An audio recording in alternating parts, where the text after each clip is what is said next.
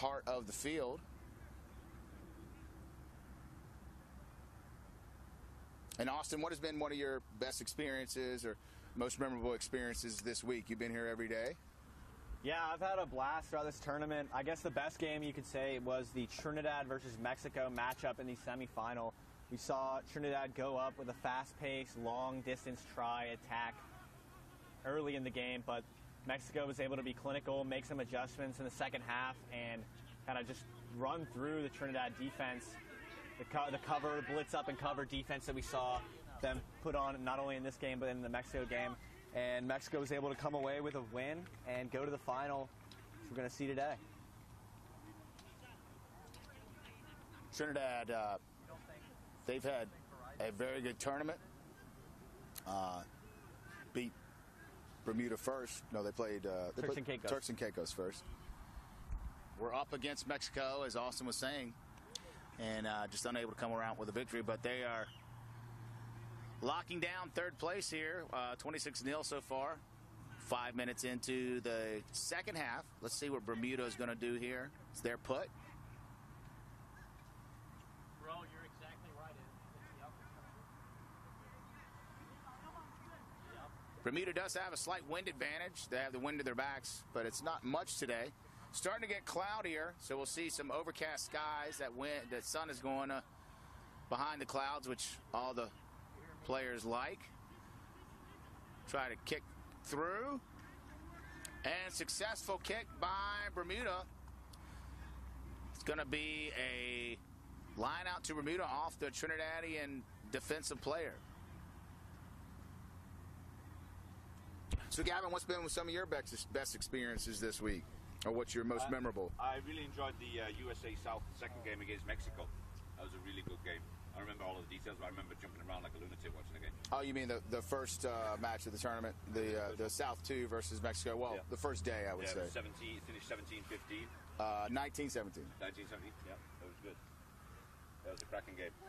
Thoroughly entertaining. I think maybe it helped the fact that a few of the players are on they got selected from my club, and obviously very proud to see some of those lads playing, and I never thought that's something that would happen for me. I'd be able to commentate on a game where some of my players, I taught them how to play the game in it, so it's kind of cool.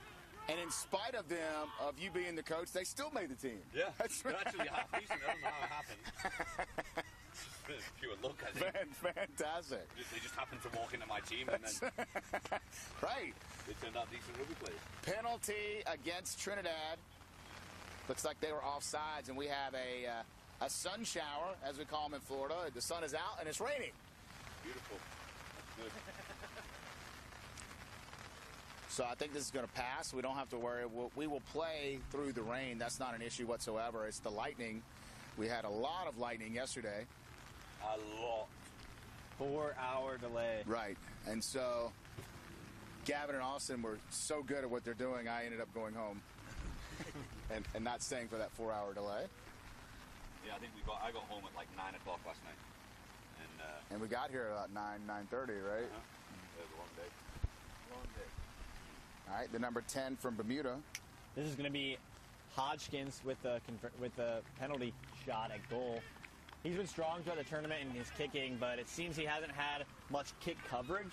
So he'll put that ball deep. It might stay in bounds, and so yeah, his team doesn't exactly come up as a unit, and doesn't cover that well on the counter. Well, Bermuda is on the board, 26-3. 7 minutes into the second half. This is for the third place match. Let's see if Frazier can go up and get this ball, as he's done so much this tournament. Great kick by Trinidad. Knock-on advantage to Trinidad. And the referee will play the knock-on. Once again, this is the third place match. We are anticipating the final to be shortly after this, a 1 p.m. start time against USA South and Mexico. USA South, pretty easy way of getting to the final. They beat Jamaica handily, beat Bermuda in the second game handily. 54-0.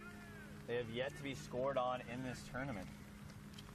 Unscored on, haven't allowed any points whatsoever. Mexico, on the other hand, Very testy match. Their first round against USA South Team 2, won 19-17.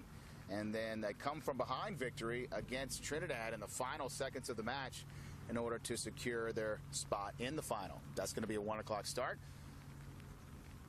27 minutes left in this match. 26-3. Trinidad in control of this third place match.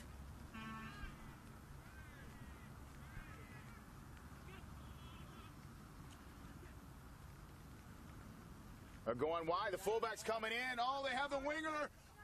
Freeze going down the sideline. 22's bringing it back inside. Oh! That looked a little high. High tackle. We play an advantage. Oh! Looks like it. Just over the shoulder. We've seen a few of those this week. Maybe not intentional. Yellow card from the number 3. 13. Yellow card. He's going to sit for 10 minutes. Penalty, Trinidad. Quick tap. And try awarded to Trinidad. Great work in the backs by Trinidad, able to create that overload with the fullback filling in and the winger going down the sideline. Great score and puts Trinidad up 31-0. So that was Tyler Kendall with the yellow card, and the Trinidad player who scored was Wendell Fullerton. That was his second try of the match. There was the build-up from the Trinidad backs that got that try going. Really nice a fake short ball, pops it out the back to Panther. Panther giving it, the fullback's coming from deep, sitting in between the outside centre and the winger. And then he's got the winger on the outside coming nice and delayed, and then the inside pop. That's what created the problem for the Bermuda defence, and they're rushing across, and that's when you start making mistakes, when you're having to rush and correct things. That conversion no good, but I always hold my breath when the Trinidadian backs get the ball, and I'll be doing the same thing this second match in the final with Mexico. As soon as they touch the ball, their backs, you don't know what's going to happen. They're so deadly. You know who really impressed me yesterday with their ball handling was the Mexican women's team. Actually, the 2 days, they're phenomenal. Literally, they would play almost like sevens because they're playing 10 aside. So they're just really patient, and they would swing it from one side to the other, and they do it maybe 3, 4, 5 times before they actually either lost the ball or they broke the line. It was impressive. 10, they eventually lost the ball. I mean, plus it was raining the whole day. Right. And there was hardly any drop balls, which is incredible. It was very cool to watch. Watch so much control, and we haven't seen the Mexican women's team before, or at least I haven't before this week. And I really like the 10-style setup. The 10-on-10 game. It's got just enough players to where there's still that crash up, the defensive structure like 15s, but it's also more open than 15s, able to move the ball across the field, make a little bit more line breaks, a little bit more scoring. So more of a highlight type game rather than the 15s. So it's been nice for us. Ooh, that's going to be straight out. Straight out, so we'll have a scrum center. I'll never forget the first 10s tournament I had. I played in when I just came out of college. I never played 10s before, and it was my favorite type of rugby. I scored 3 tries in the first game, and I was like, I love this.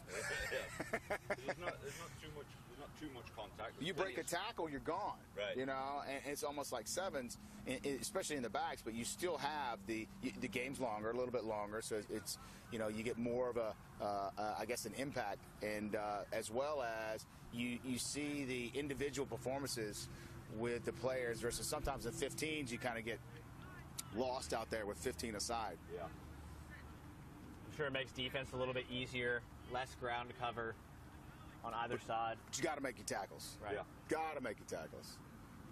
And Gavin, I think that his scrum half pass was a little bit better than yours there. Nah. That ball hit the turf. Right. Gavin's did not. Gavin was demonstrating at halftime his stellar pass from the number 9 position. Yeah, I don't claim to be a good rugby player, but I feel like if the knowledge that I do have, we can get more people involved and we can pass on that knowledge to as many people as possible. I think as coaches, that's a responsibility, and even if it's the most basic of stuff, right through the more complex, I think getting the basic stuff out there is just going to put this country and the other countries in the region in a good position. So I think the more coaches can get out and spend time with their kids, the better, and if we get an opportunity video and explain it to a larger crowd, even better. Especially the friends and family that are watching the games.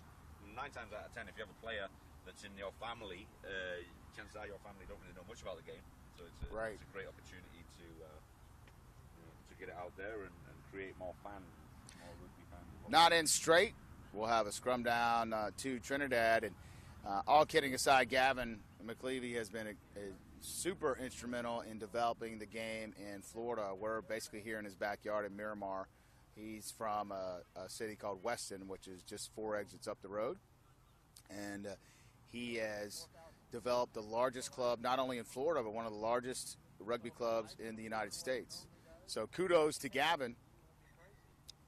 I'm right behind him with the second biggest club, the youth club in the state, and it's always a great battle when we get together.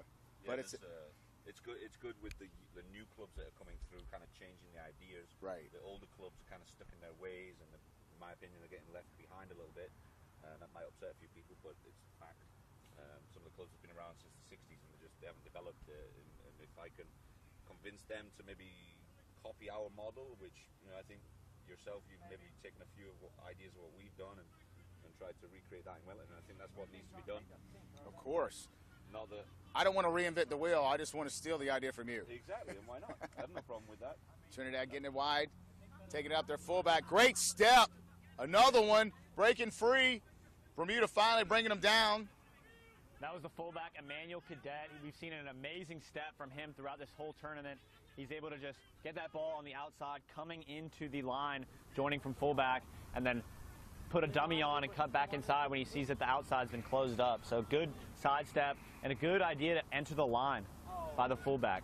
Panther's so deadly with the ball. And hard luck there, a knock on. Going to be a scrum down, Bermuda.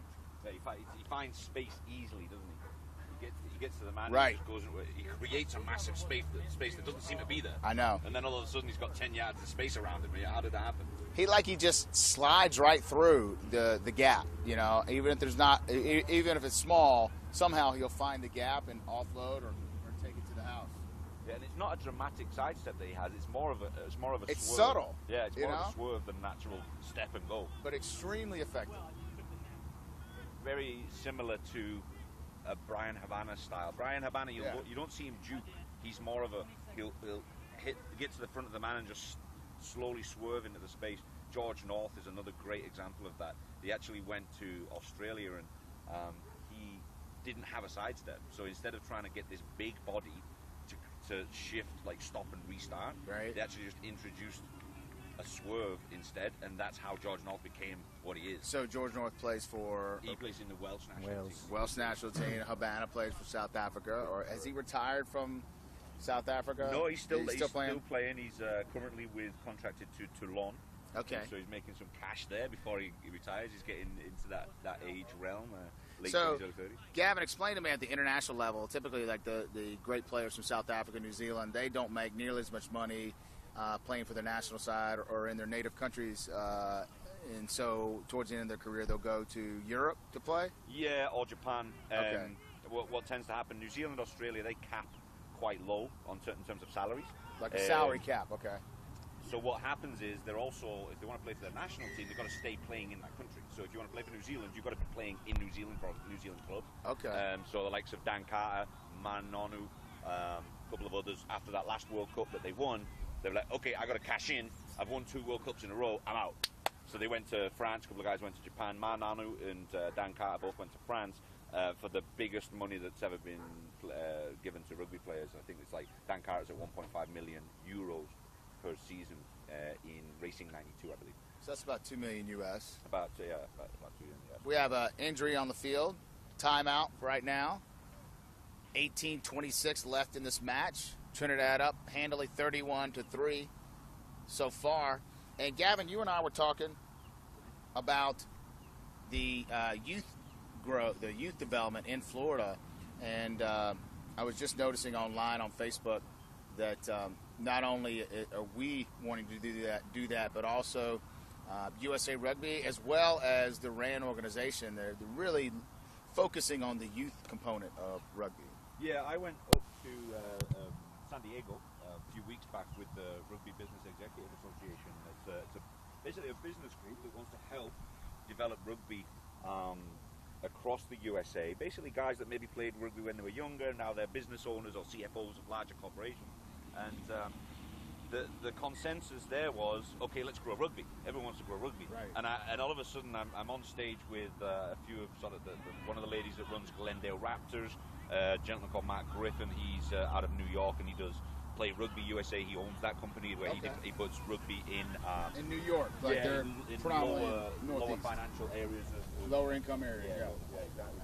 And a lot of people sort of saying, okay, let's develop rugby, and then I noticed in the Strategy 2020, which was put together as a sort of a business plan for growing rugby, they said let's prioritize youth, high school, college, local area.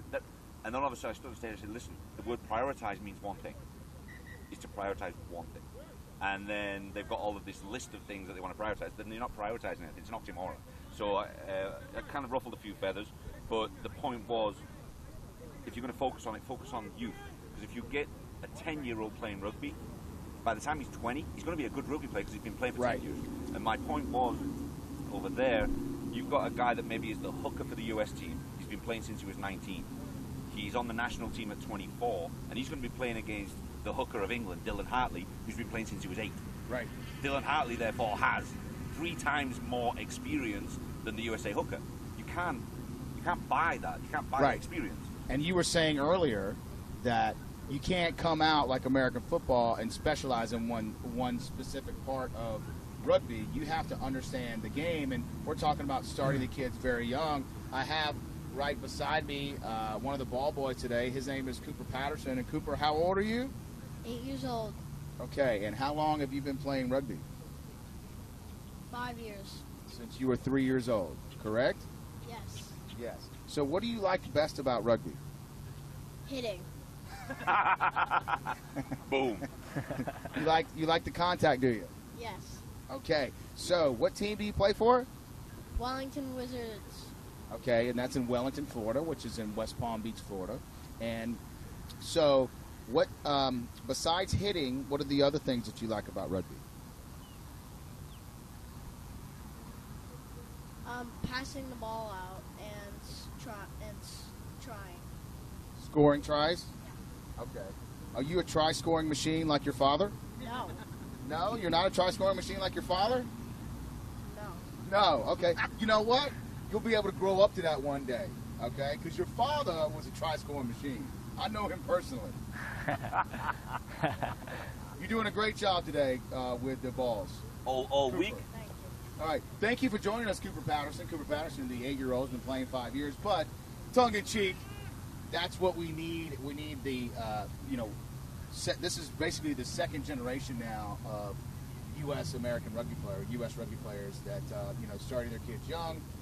And we will have the advantage, and Rugby Americas North will have the advantage as regards to the rest of the world, or get up to their status of being second, third generation, having more knowledge about the game, because we start our kids at a very young age, just like the traditional rugby players. Exactly, yeah. It makes a massive difference. I mean, you can't, like, for me, I struggle as a coach to take kids that are maybe 14, 15, they've just gotten through puberty and they're kind of like gangly and uncoordinated, and then you've got to try and teach them from scratch. Right. Do you know what I mean? And they're maybe in a team with other guys that have been playing for a few years already, and that's frustrating for the guys that know what they're doing. All of a sudden you've got guys that can't pass the ball. Right. They just can't pass the ball. It is frustrating. Yeah. So, speaking of a typical U.S.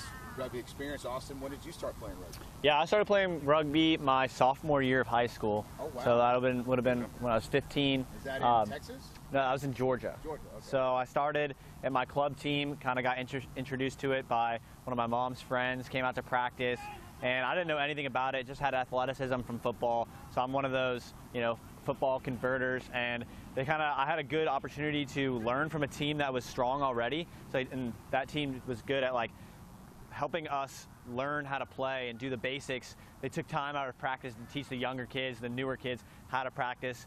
And that's something we also have implemented in college. So we're bringing some of our college players that, you know, they're quitting the Furman football team and they're coming over, or they just want to play a sport in college. And so we take time out of our practice to teach some of those skills. But you're right with what you're saying. I wish I could have started playing when I was younger, learning that instinctual pass, like a pass you see out of Jaron Pancher, for example. Right. You can tell he's been playing since he was 5 years old, 3 years old. He's just got that smooth pass. Everything looks so fluid. He can be full speed, drop a kick down. You know, that's something totally slows down for him. Yeah, that's just something. And vision has been something I've had to teach myself. Basically. My eldest boy Keaton, he's 12, and he played in the under 12 since he was 8. Okay. So this year was the first time he was the big kid, and he loved it. Yeah, of course. And on top of that, you know, he said to me, actually, he was in the car the other day after a training session. He's in the car. Dad, do you know what happened in the game? I was like, what happened? The game slowed down. Wow. And I was like, it clicked. Yeah, you know, yeah. he felt like the game, he could do things. He's not particularly fast. He's like his old man, unfortunately. He hasn't got any wheels on him. But he felt like he can throw the ball around. He's got more time on the ball. And the light bulb's gone off for him at 12. You know, maybe the light bulb went off for you just maybe a couple of years ago. Right. And that's the difference. He's 12, the light bulb's already gone off. And that's where... So exciting. Yeah, it is. It's like you're salivating as a coach to see that with more kids. Rugby, the fastest growing sport in America, and that is due to not only USA Rugby, but Rugby America's North. As we get action going underway, Bermuda trying to kick the ball out, kicking it right to our broadcast booth here in Austin. Austin grabs the catch. Great job. I take back everything I said about kids that start rugby later. Good catch, Austin. So that was a clearing kick, went right at the halfway line. Going to be a line out to Trinidad. 31-3. Trinidad on top. 16 minutes left to go in this third place match. Coming up at 1 o'clock, we have the final, the rubber match, Mexico versus USA South Team 1.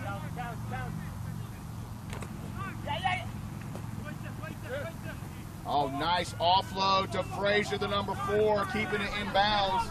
Frazier's been impressive this whole tournament. He actually lost his tooth in one of the games.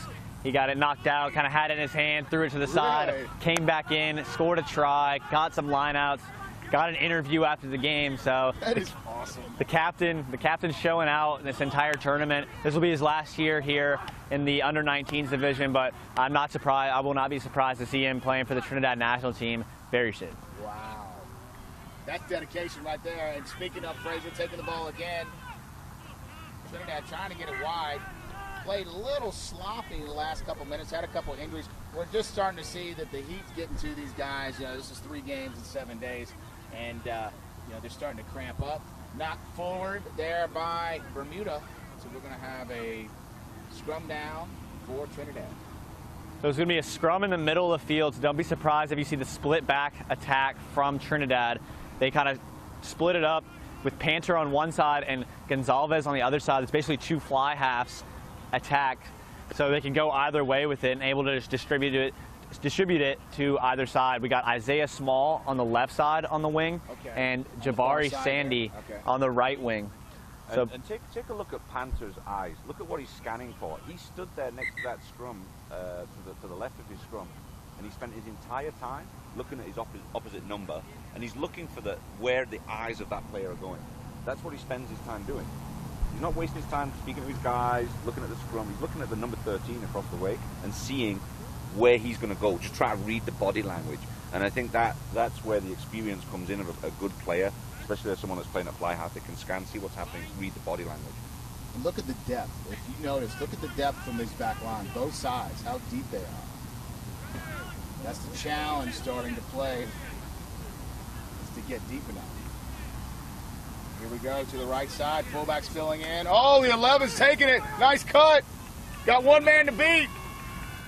Oh, and all the way takes it to the house. Try Trinidad. So that was Kari Edwards. He has been electric this entire tournament. That's a split backs approach. You see they have to honor Panther's skill on the opposite side of the field, moving that outside center to the right side of the field, and then you get Cadet entering the line, the fullback entering the line that draws another defender. So there's not enough backs to cover the Trinidadian attack. They move it and cut back inside, and there's no one there to tackle them. Yeah, they're good. It's very smooth, very smooth. And then for him to sidestep 3 guys in a row, almost repeated the same movement just to get past them all. And you know what? You find that you look at a guy like that, and you're like, oh, he's got a step. I remember this guy we used to play when I was for Atlanta Old White. It's a great club. That's where the conference is happening this weekend, I guess, right? Yes. And this guy that I played against for years, he had one step, but he was so deadly. He tried to anticipate and try to anticipate. I played against him like 4 or 5 times, and he just schooled me every time. But there was one time where I anticipated it right, and I laid him out. So I was very, very proud of that. Even though he schooled me numerous times, I was able to get him at least once. It's a good lesson, and those are situations that you'll never forget, and you'll still talk about them when you're 56, just like Yuki. You know, exactly. Exactly. But I try to tell these kids that you only need one step. That's all you need. You need a quick step, and that will help you so much. If you don't have anything else, one step will break so many tackles. 38-3 is our score. 12 minutes left in this third place match. Trinidad is up. If you're just joining us, Trinidad is in the red, and Bermuda is in the blue. We're here live at Vizcaya Park in Miramar, Florida, just north of Miami. The final day, championship day of Ran Super Week in our under-19 division. We did have the women's under-10s. That's going to be a knock-on. We had the women's 10s tournament in yesterday with Trinidad bringing home the title, beating defending champions USA South. Philip catching the ball well there, and he had his entire pack behind him. He broke the first tackle, but just the ball was loose and he knocked it on.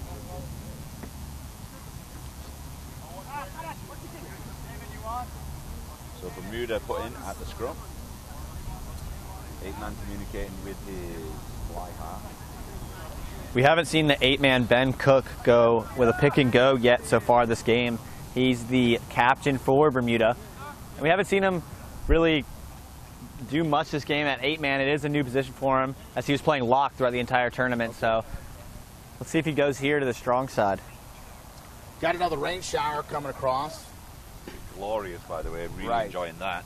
And it's starting to be a little bit cloudier, having these slight rain showers coming across. Once again, we won't stop play from rain, just the lightning that we are concerned about. And I have to give it to the Vizcaya Park staff here. This field has been held up so well with all the rain we've had this week. What hasn't held up very well is the commentary booth. It's becoming a mud pit. Yes, the commentary booth is very challenging. But we'll go through high water and fire and whatever needs to be done in order to give you the broadcast of your favorite teams. Here at Rugby America's North, Super Week. Great kick by the number 10 from Bermuda. Oh, it's going to be a penalty. It's the ref showing here. I can't see him.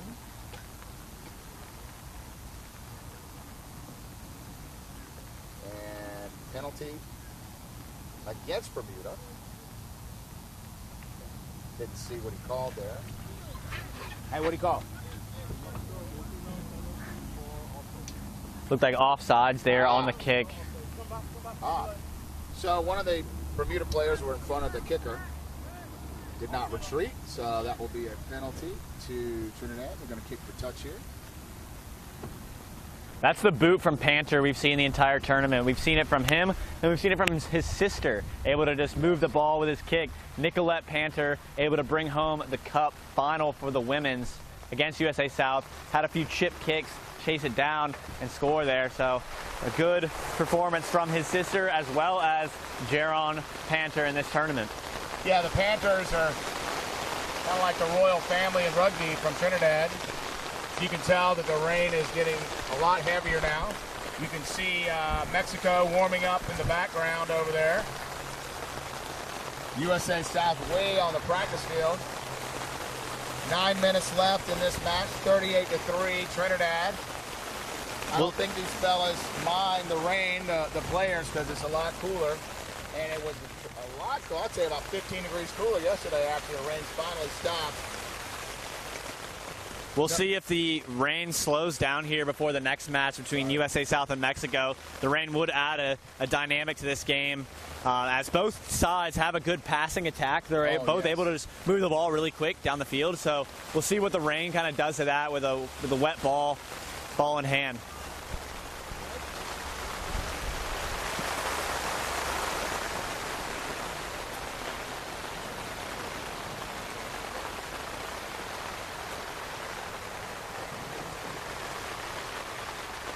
Well, if you're joining us from the comfort of your home, a nice dry area, it is definitely pouring here, but this should not last too long. We're holding down our broadcast tent. The wind's picking up, and Bermuda just picked up an errant pass by Trinidad, spinning it out, clearing kick by the number 10. See what he can do with this wet ball. Great catch by the 15 of Trinidad. He's going to take it up on the left side. Kicking it downfield, still stays in bounds. Number 10 clears it. Great saving kick from the number 10 of Bermuda.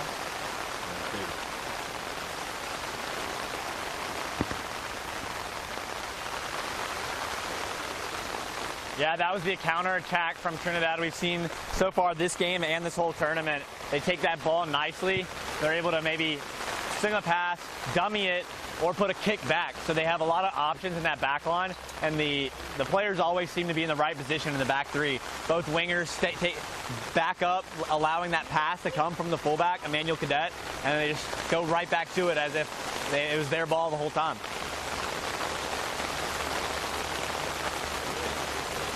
Trinidad attacking, and right around the 22 of Bermuda. Rain not affecting the intensity of the match. Nice drive. Penalty.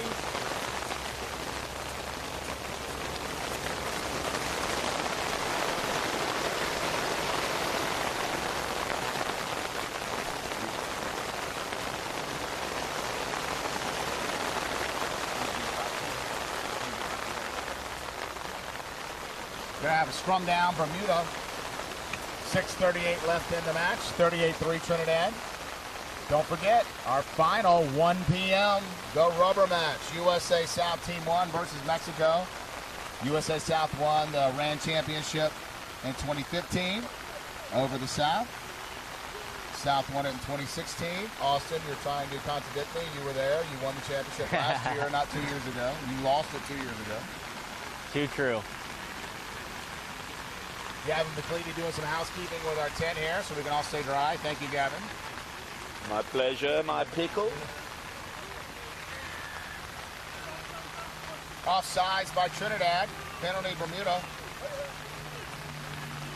All right, I'm back. Okay. That's number 7, Cameron Gaines. He's a big hitter and a hard runner, and we've seen him a lot this tournament. Great run. Dragged half the team, it seemed like.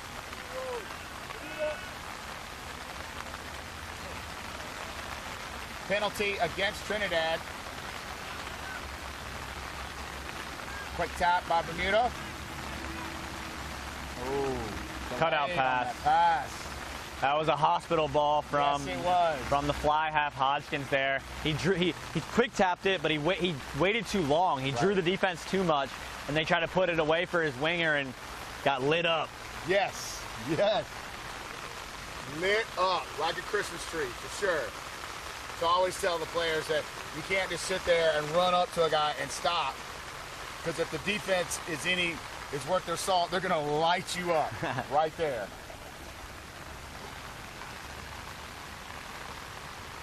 Mark Patterson, not a stranger to getting lit up. You know, it's funny, in my career, I've been playing 26 years. I think I've gotten lit up about 4 or 5 times. That's it. Single digits, huh? That's it. I would say a half dozen at most.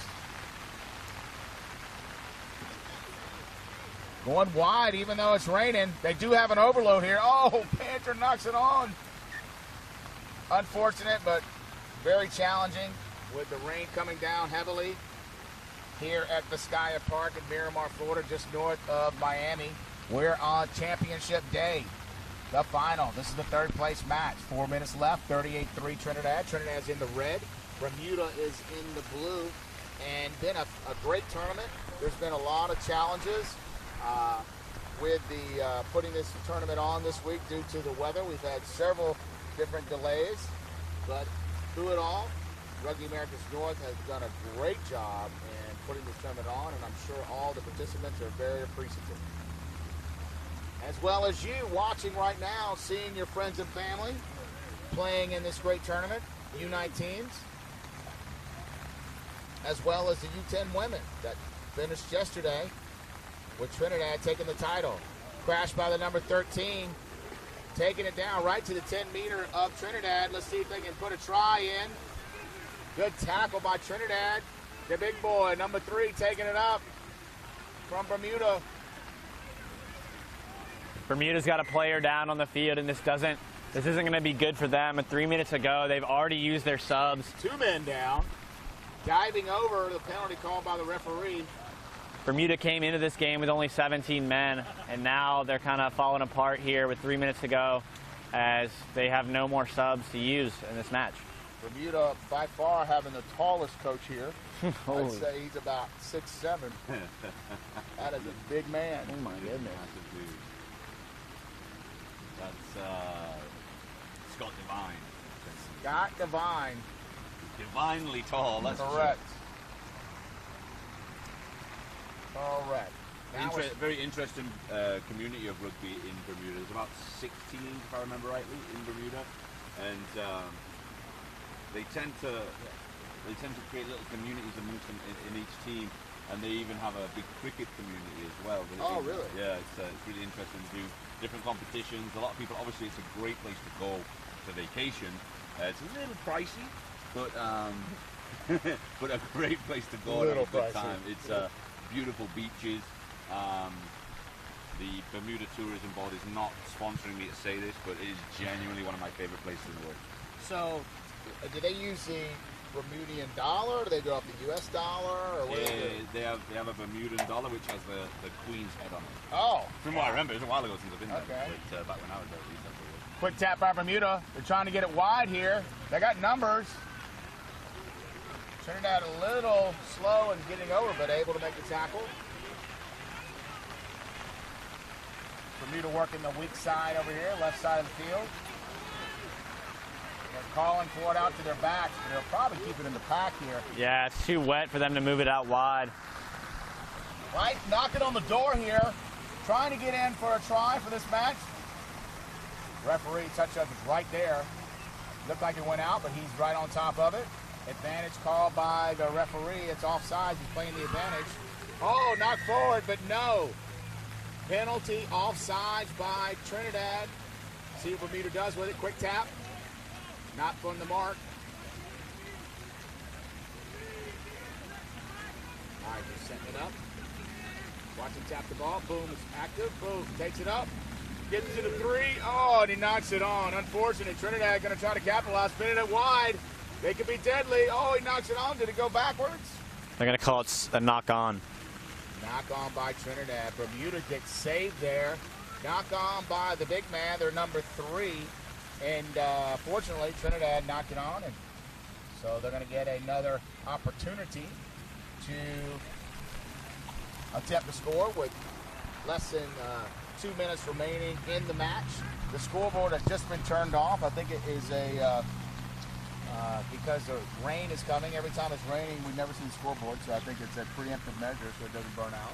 I really hope the rain slows down or even stops before this next match. I want to see kind of a level playing field, and I want to see the ball fly around the park. As Mexico and the United States both can use their hands. They both can have different play calls in the back lines that they vary it up with. And I want to see just a fair contest between the two fullbacks, the stars of the game, Nick Commander for USA South, and Angel Gonzalez for the fullback for Mexico. Guerrero and Gonzalez from Mexico, they're a deadly combination. And yeah, you're right. You don't want it to go down to just being a rainy day and they're not able to get the ball out, because the strong part of Mexico for sure is their pack, and I would say USA South is going to be a little bit of both pack as well as their forward. That's and it looks like the referee has ended up calling this game. That's going to be the final The whistle has sounded to end this third-place match, and we have Trinidad coming out on top 38-3 in order to take third place here at the 2017 Rugby America's North Championship from Miramar, Florida. You want to interview? Sure, absolutely. So what we're going to do is that we're going to go talk to Panther coming over. They're one of their players. I don't think he's the captain, but we're going to get a couple words with him. Under the broadcast booth here. Don't forget, stick around at 1 p.m., weather permitting. We're going to have the final USA South Team 1 versus Mexico. They've met the last 2 years in the final. Mexico taking in 2015. USA answering back next year. So we'll see the rubber match that will be coming through for the RAN Championships. It turned out it was a great day earlier, and then it's turned into a rainy day. Of course, that's pretty much what we can expect in Florida every afternoon in the summertime. However, typically it's about 3 or 4 o'clock and not at noon. Right. What we've been experiencing lately. It's hitting us a bit earlier this week. 38-3 finished that game. Hang tight. If you're from Trinidad, you're going to be able to listen to a young Miss Panther.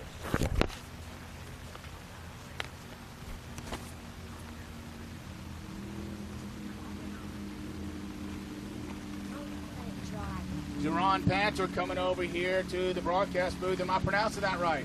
Yeah, Jerron. Jerron Panther. All right, so we're going to go out front here in the rain. I know you're not worried about it.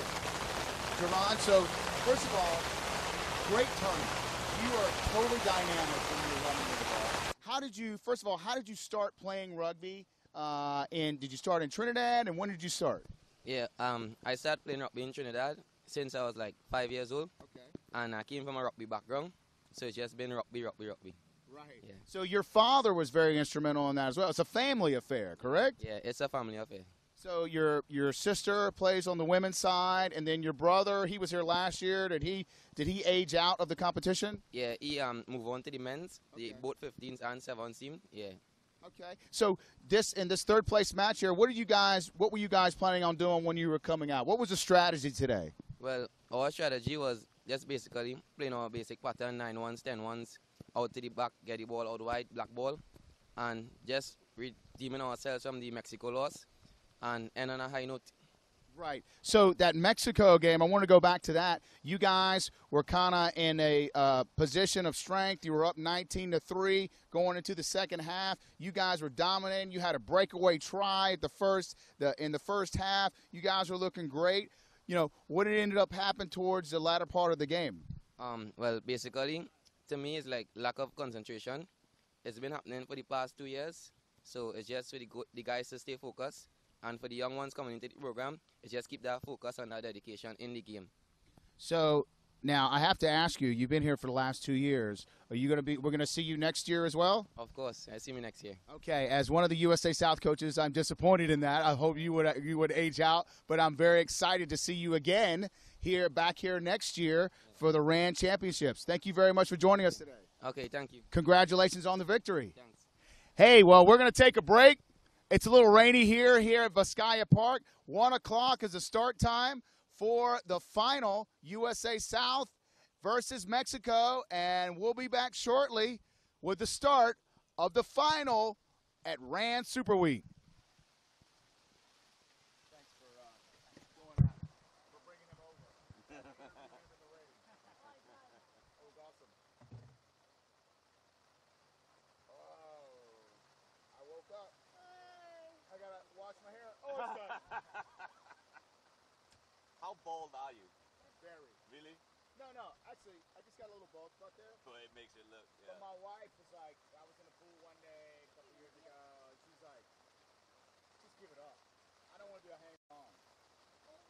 Yeah, I mean, it's not, it looks like, because you can see it growing, it's not so bad, but, I mean, yeah, if it was long, it'd be like, you'd be like that guy that's just trying to...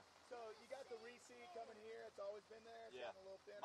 My dad's the same, so I'm going to end up like that too. Yeah. Just I'm much younger, so it hasn't gone yet. Right. So then I have, luckily my head is really big, and then it, you know, it accommodates a.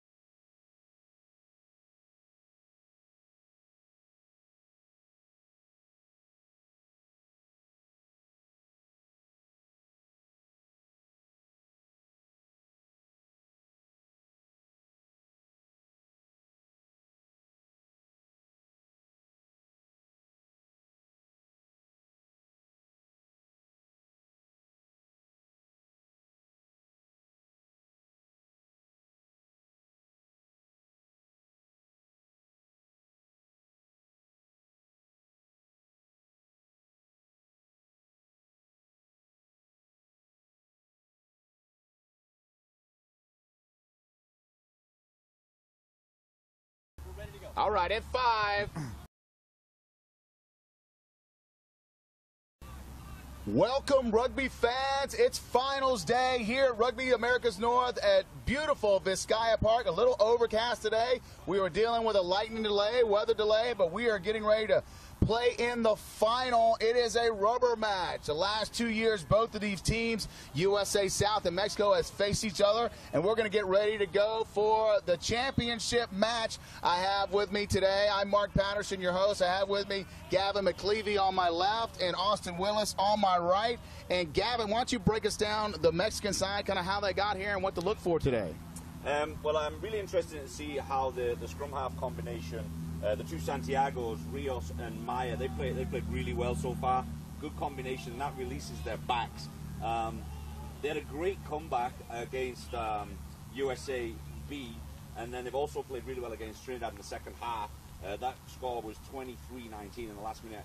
Heartbroken for Trinidad. They played extremely well the whole game, and then Mexico just snatched it in the last couple of minutes. Debatable on the tries. There was a little bit of controversy, but it stands. It was good. Mexico have been playing well. Obviously, last year's finalists, they've made it back here again. They've got a certain amount of talent in the backs that once it's released, they play really well. The forwards are solid. Their ball handling is good all across the whole team. Even the girls yesterday, I was watching them. They've obviously been with the same coaching system. I was speaking to their coach Ruben from Spain, and they've got a system in place there which is very fluid. They're good with their forwards. They pass the ball well. They've got a bit of a kicking game too from the 10 and the fullback. Fullback's very dangerous when he catches the high ball and he's got a bit of space. He's going to do some damage today. He was injured earlier in the week, but you're led to believe he's going to be playing today. So I'm going to keep an eye on him. And then obviously the captain Guerrero, who I interviewed in the middle of the week, just a solid player, keeps driving, and they use him as a target man once they come out of the halfbacks, and he just makes good yards, even when a couple of guys have got a hold of him. So if they can do that, they've got a good chance against USA South. Well, Mexico definitely had the tougher draw in this tournament. A nail-biter against USA Team 2 in the first match, and then come from behind victory against Trinidad. Austin Willis, we're happy to have him here. We've had him here all week. He was on this championship team of USA South last year, won the title. What can you tell us about the USA South team this year? Yeah, so USA South had an easier run in this tournament. They had the first game against Jamaica, which ended up being sixth place in this tournament. They won 47-0, a nice start to the tournament. Last year, USA South, we started off with another 47-0 win and then got a little bit complacent against Trinidad and went down early. This year, different story. USA South came out against Bermuda in their second match and went 54-0. They have yet to be scored on in the tournament. They look like the favorite so far. So we'll see if they come out early, get that lead early, which is what they want to do. And then Mexico's been strong in their adjustments defensively and offensively where they want to attack. So we'll see if USA South can shut that down. I expect it to be a good game. Absolutely. We're excited to bring it to you on the Rugby America's North Rugby Network. We're going to be starting shortly. Going to be a very exciting match. Two powerhouses here to bring home the title. 2015, Mexico edged out the South. Last year, the South was victorious. We're going to find out what happens in 2017 right here on the RAN Rugby Network. We'll get started shortly right here from Vizcaya Park in Miramar, Florida, getting ready for the end, the championship final of Rugby Super Week.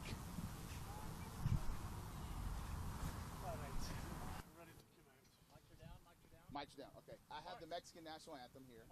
Yes.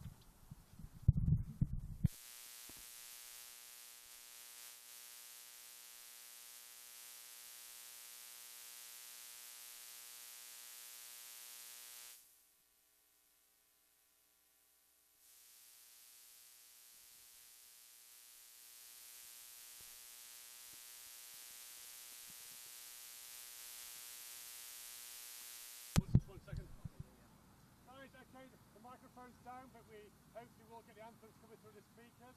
We're going to be beginning with the Mexican national anthem in a few seconds.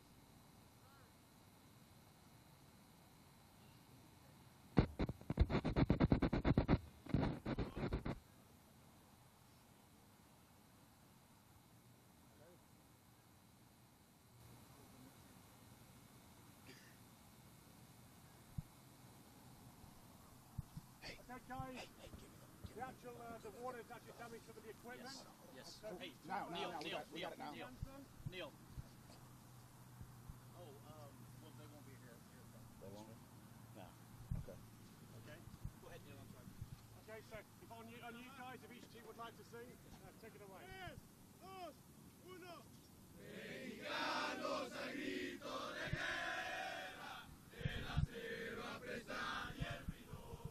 Hold the mic.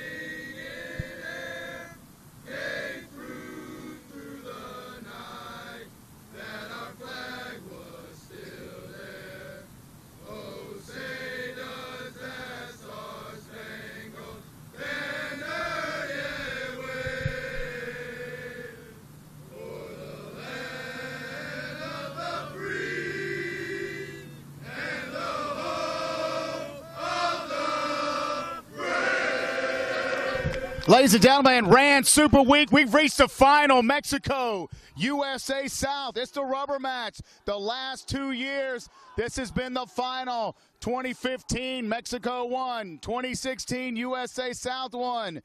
Now we're going to find out who's going to be the 2017 winner of RAN Super Week. If you want to follow us on Twitter, it's hashtag RAN Super Week. Gavin McCleavey, Austin Willis. We are here. I'm Mark Patterson covering this game for you. We've been here for a week. We had some technical difficulties with the Star Spank with the national anthems, but I cannot believe actually we didn't have problems before this happened because it's been raining all week, every day. Yeah, amazing the final, and then we get to the final and the speakers actually die on us for arguably the most important game of the week. But hey, really good job with the boys for singing it. I thought they blasted out their anthem. It worked out great. Thank you, Chris, for helping us out. He's been our photog, our producer, taking care of everything for us, so we can babble in front of the or behind the microphone for most of the week. Mexico, they've had a challenge to get here. They had two tough games. One's against USA South B. They won by 2. Then they narrowly defeated Trinidad, USA. A lot easier bracket. They beat Jamaica, then they beat Bermuda. Handily have not been scored on in this tournament. We're getting ready to go underway at Vizcaya Park. We are live right here for the final of Rand Super Week. And kickoff of the final. No wind, the rain has died down, and we're underway. There is not a breeze here all of a sudden. The air is very stagnant. It's going to be very humid. Intensity coming out. Oh, steal by USA. So USA South's going to have a chance to attack in their half now. We're going to see what kind of structure the fly half Shea O'Hanlon, the captain, can put together. I'm excited to see these forwards. These forwards are the best part of their game is their passing. So I expect to see a few tip pass off the crash ball and see these forwards. There goes Calvin Gentry breaking through. Oh, dotting it down for the first score of the match. Try USA South. This is the third year we've seen Calvin Gentry be the workhorse for USA South. He's an outside center. He plays his rugby at Arkansas State. He didn't play in the Bermuda game because he had an injury from the Jamaica game, but he's back and he's here early with a try there.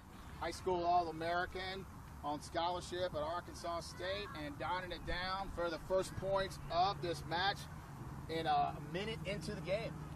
One of the things I've been noticing this week with the USA South first team, the quick recycle and the scrum half getting there and moving the ball quickly immediately puts the teams on the back foot, and that's a perfect example of it right there.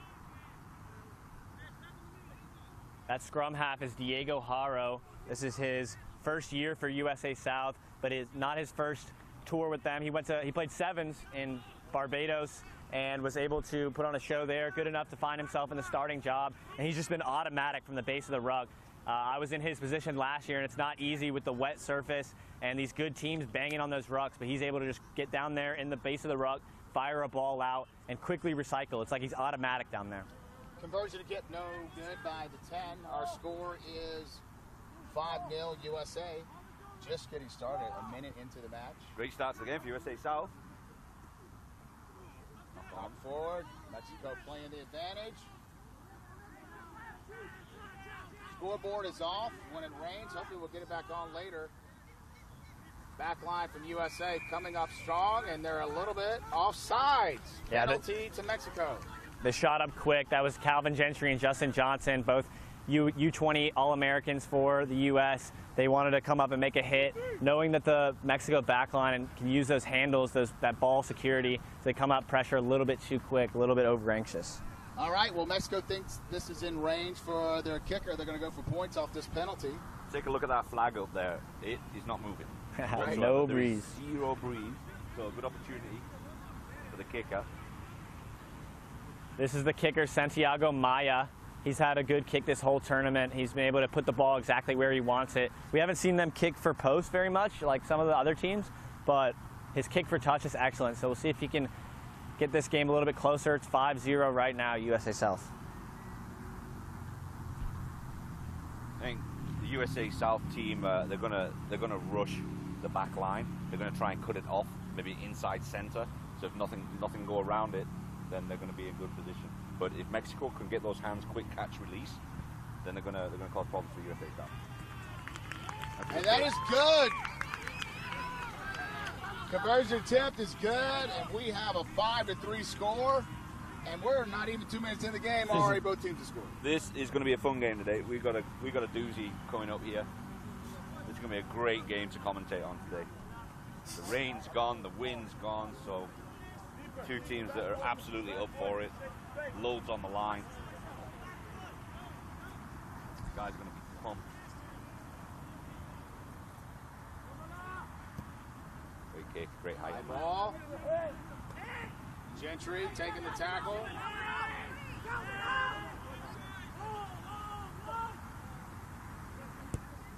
Mexico clearing here.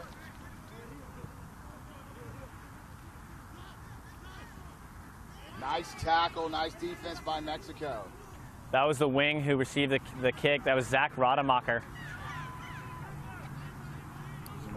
That was Diego Haro on a line break from the scrum half. A little dummy and go from him. They have an overload out wide. If they can get it there, Marcelo, the number 12.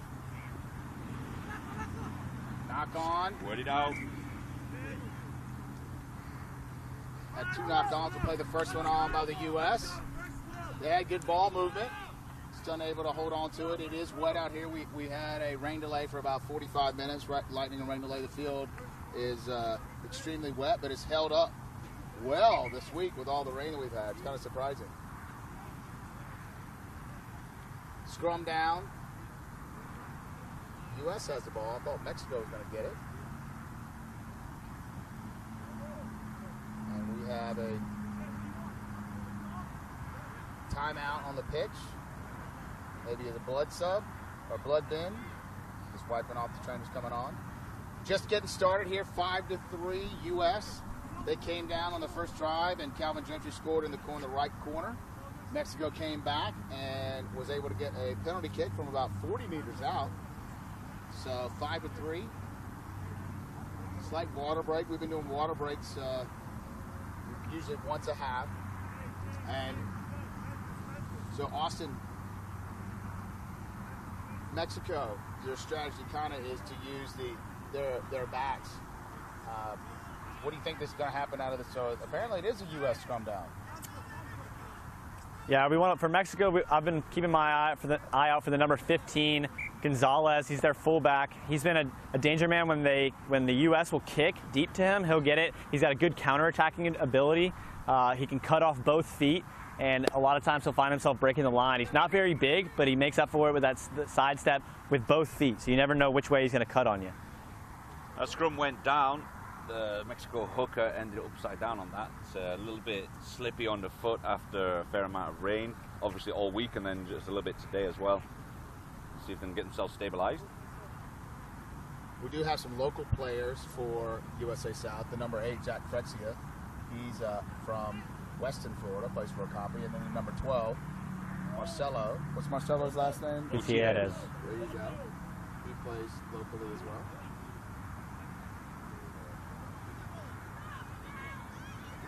Mexico recovered the ball. Off target with that pass.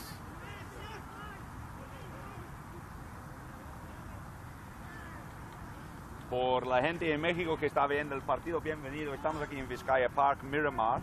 Gracias para vernos aquí. Tenemos México contra USA South. Here's the counterattack from Commander Roques out of Furman University. He's their fullback and the leading try scorer for USA South. Good covering tackle from Mexico. Guerrero, the captain, getting there. Number 13, right in front of us. High tackle. High in the ruck. High in the ruck. By Ollie Kennett out of Georgia. Plays his rugby at Phoenix, Alpharetta Rugby Club, my home club. Haley Slaughter officiating the game today. One of the perennial referees in the United States.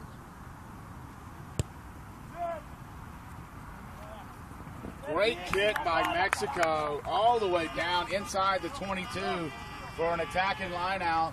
The Mexican fans are excited about this opportunity to attack here. First time they've been this deep into USA territory. This is the most fans I've seen out in this park so far in my years in this tournament. There's Capacity a lot of crowd. Yeah, a lot of people. Vizcaya Park in Miramar, Florida, just north of Miami. Been a rainy week, but we've been able to get all these matches in. We started this game about an hour late. Perez Franco throwing in the lineup for Mexico. Good throw. Struggling to get out the back of the ruck, but finally got it out there. Got ball to Guerrero. He gets through a ton of work, Guerrero, the Mexican captain. Yeah, that's Franco Andres Guerrero. He's been in this tournament with me for the last 3 years. I've had to play against him. He's been the outside center for Mexico. He is dangerous. He can put the ball to boot and chase it down, but he's also really hard to bring down. Even when you wrap him up, he drives his legs and gets himself a lot of meters and then front foot ball for that recycle. Yeah, he absolutely does. I've seen him do it a few times just in the last few games. And I think he actually scored from one of those. It looked like he'd been stopped 2 or 3 times. And he just continued and continued, and there's 3 or 4 people dragging him, getting dragged along by him. Not particularly big kid, but he's got a certain amount of power that just gets him moving. Knock on by Mexico, going to be a scrum down U.S. Expect a kick from Shea O'Hanlon, the captain for USA South here. He's got a nice kick. He's been able to put it wherever he wants, and he's going to try to find this in a touch inside his own 22. You can predict the future, Austin. That's exactly what happened. So we'll have a line out for the U.S. About 6 minutes into the match. 5-3, USA. Teams are still filling each other out. Mexico line-out's been pretty solid all week. Well, USA South's got a lot of height to challenge. They didn't even get up that time, though. Not straight. Haley Slaughter calls, the referee for today's match. USA is going to elect to have another scrum, so I would expect another kick from O'Hanlon here. The USA like to play a position game. They call this their red zone, and whenever they're trapped inside their own red zone, they want to try to put this to boot and get it out of here. One thing I noticed with the USA team too, when they played Mexico the first match, they were able to take control of Mexico in the set pieces, but where Mexico has the advantage is in the loose play. Right. Definitely loose play. Yeah, there's the basic ball handling skills. Right. They're just solid. They can adapt to whatever situation's in front of them. Nice passing from USA South. They got a bit of space out wide.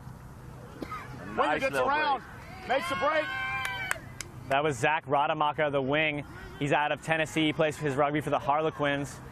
He's a fast runner. We saw him. He's a very utility player. He was able to play outside center in the Bermuda game, so they use him all over the park. But he's a fast player. Mexican defense coming up very strong. Yeah, very aggressive in the ruck, very aggressive in the line speed. Getting the ball out. They got the overload. Knight cuts back by Justin, number 6.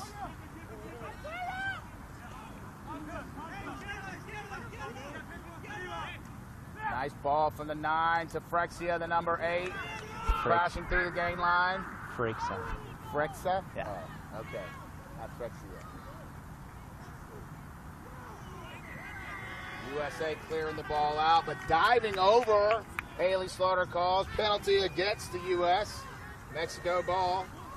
The USA South Gentry's getting a bit overexcited, trying to help out his buddy there, gets there, and flies all the way through it, hits the deck early.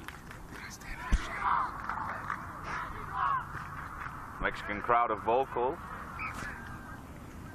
Decent contingent here, flew over for Mexico, and obviously some local Mexicans in the local rugby clubs coming out to watch their team. Been an exciting match so far. We're just approaching the halfway point of the first half. 5-3 USA. They scored early in the first minute off a try around the corner to Calvin Gentry, the number 13. Mexico came back with a penalty kick. I expect this ball to find its way to Guerrero, Franco Andres Guerrero, the outside center, soon. Frexa with the poach for the U.S. Good steal there from Frexa. Knocked forward. Advantage to Mexico. Mexico's got numbers on this right sideline. We're going to see what Commander Rocas can do, ordering his backs around, trying to get him some help. They'll play the original knock by the U.S. Scrum down Mexico. Committing a lot to the ruck, Mexico, just to compete with the size of the USA forward. There's a couple of guys in the USA South forward that are, way into the 6 foot numbers, 6.5 foot. Right. And especially the number 4. The Mexican lads, some of them are a little shorter. They've got plenty of weight behind them, but they're shorter, and that leverage makes a big difference. So they seem to be committing a lot of lads at the ruck. I was talking to some of the Mexican players, and most of them don't live in Mexico. They live around the world, and they came to a 10-day camp that the government sponsored, and they flew them in and had a 10-day camp in Mexico before they came to this tournament. They wanted this victory badly. Yeah, Mexico didn't do that well in the men's division, blowing a lead in the RAN men's side. So they want to see their younger guys get a victory here. This is where they're deadly. They kick and chase. Good fake from the 11, good hit now. Chip and chase. So that's a penalty. Not wrapping the. And I think that was a late hit. The referee called Haley Slaughter. Ripoll Gonzalez just getting arriving a little bit late at that kick, and look out the USA South fullback. So the rule is that you can have the ball either where you kicked it or where the kick landed. So typically, I've never seen anybody take it where they kicked it versus where it landed. Kick for touch here by the 10. O'Hanlon kicking for touch. Offensive line out for the U.S. Just inside the 22 of Mexico, halfway through the first half. U.S. up by 2, 5-3. It's been, the game's mostly been played in the Mexican half.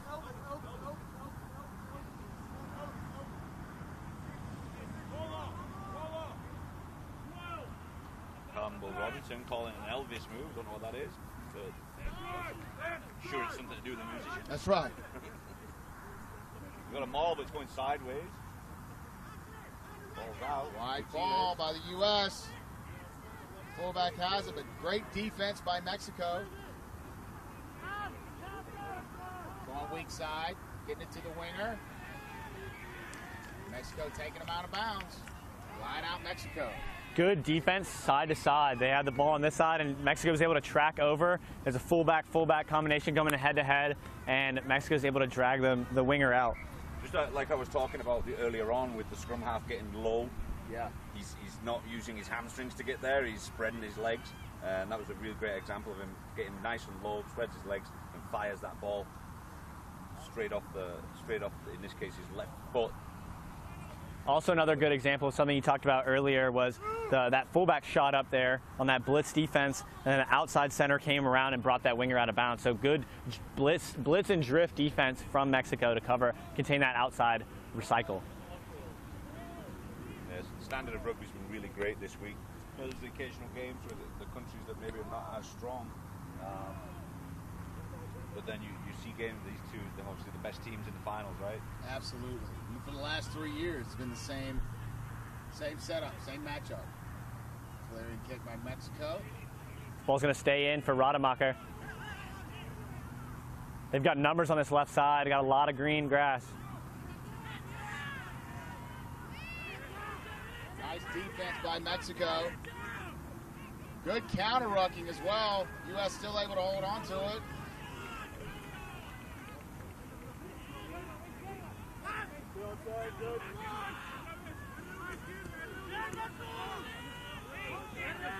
Gentry is a little overzealous, likes to get involved, but at the detriment of the team sometimes, just fires out ahead. Yeah, he's a really aggressive player. They have him playing 8-man for Arkansas State this year.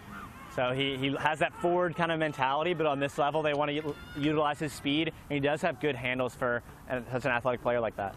Good count, good rucking by the 15 of Mexico. Oh, they got it around the corner, going to kick down deep. Over the head of fullback, great catch. Clearing kick. Impressive play by the 15 of the South. One-handed grab from Nick Commander Rock. He's out of Furman University. He played his high school rugby with Alpharetta, so I know him very well. And he grabbed that. Play together at Furman, huh? Yes, sir. And he grabbed that ball with one hand out of the air and was able to clear it out under pressure. So a strong play from the fullback. He was playing flanker in this tournament last year. He's playing number 7. He had an excellent game against Trinidad in the tackles. And he's not a very big guy, but he's aggressive and he's gotten his skills a little better. So they put him to fullback and he shows it off there.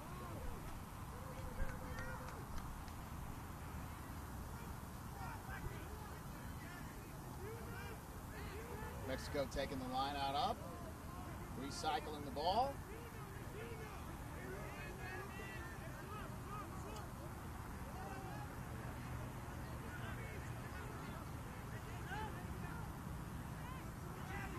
Mexico doing more pick and goes this game than I think I've seen the whole tournament.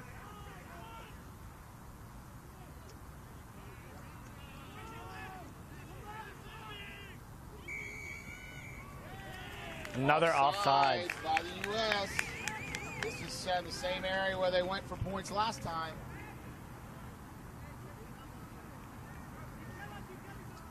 And they're going to do the exact same thing here. going to chip away at it, take their opportunities when they get a chance. Absolutely.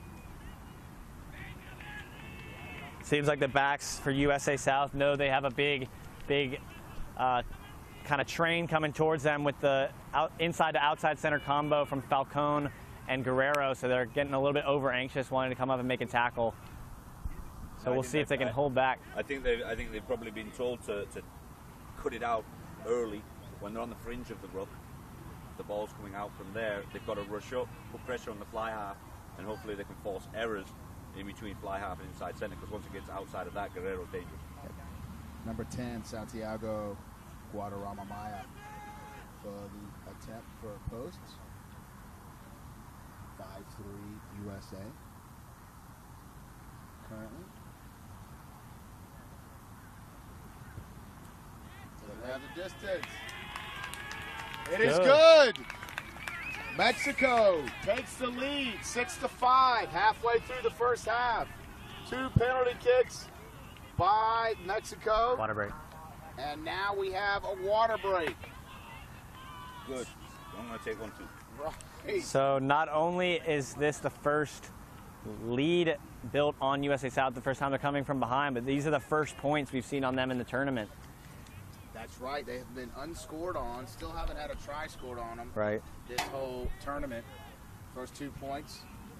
The number 10, Santiago, he's dotted both of them down. So this game will, in my opinion, will come down to the last couple minutes. Last year it was not close. U.S. kind of ran away with it, but the year before it was basically came down to the end, and I expect that's what's going to happen here. Yeah, it's an interesting game, the way that they've set themselves up. Defensively, USA, for me, it's clear that they've been told we need to cut out the movement from fly half outside of that. They've got to take Guerrero out of the game, and but while they're doing that, the indiscipline is creeping in. The offsides, maybe a hand in the ruck, that kind of thing is going to creep in just from desperation. They want to stop it before it gets moving. The minute they start moving, it's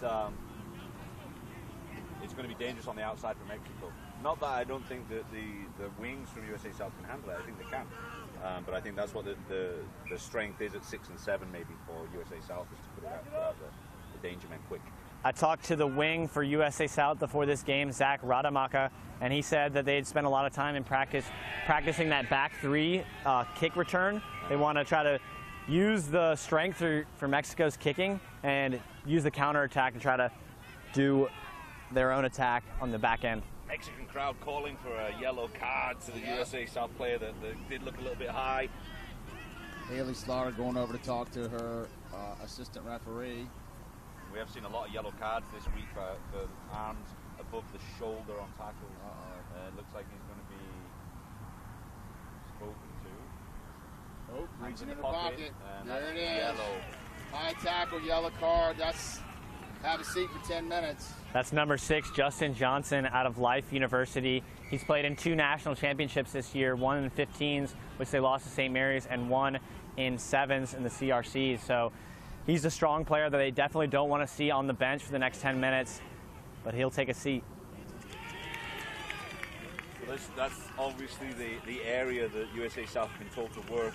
Use the 6 and 7 well to get aggressive, get in the face of the Mexicans, force errors. But unfortunately, we've seen 3 occasions. We've got 2 penalties that have been scored by Mexico, and now a yellow card to USA South.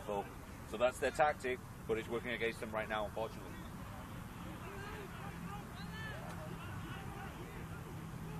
Mexico has a 1-man advantage for the next 10 minutes. Let's see what they do with this line out. 6-5 Mexico. Almost a USA steal there. Mexico managed to sort it out. Mexico has the advantage. Apparently knock on. Pounding the 8-man.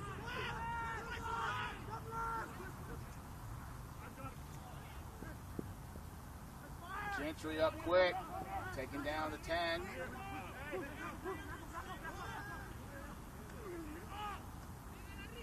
Gentry again. Another tackle, back-to-back tackles from Gentry. You can tell he's played 6 and 7 before. They're screaming for it out wide. Here they go. Good stick. Great play by Mexico.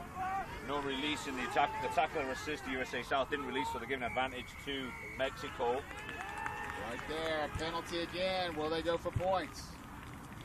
I didn't catch which player it was, but he was tackler assist. He brought him to ground and didn't release before he tried to steal the ball. And the referee was right on top of it. She got a really good view of it. So again, I think that's been the #1 penalty this whole week, and that's one of the. Yeah, the lads haven't given themselves that second. Nope. Just show your hand for the referee is enough before you re-attack that ball. And yes, they are. They're going for points again. They're 2 for 2. Why not? Santiago Guadarrama Maya. He's 2 for 2, going for points again. He's been both kicks have been in that part of the field. This is a little bit farther, a little bit wider than the other two. It's interesting. This is probably the farthest, a little bit farther than Mexico has gotten the ball the whole game. However, they're winning the match right now because of the play. The USA not crisp whatsoever. Too many penalties.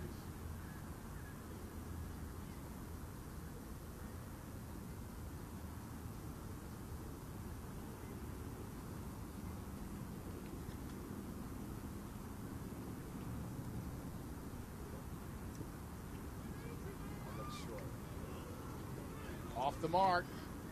Touching down, 22. Still 6-5. Mexico.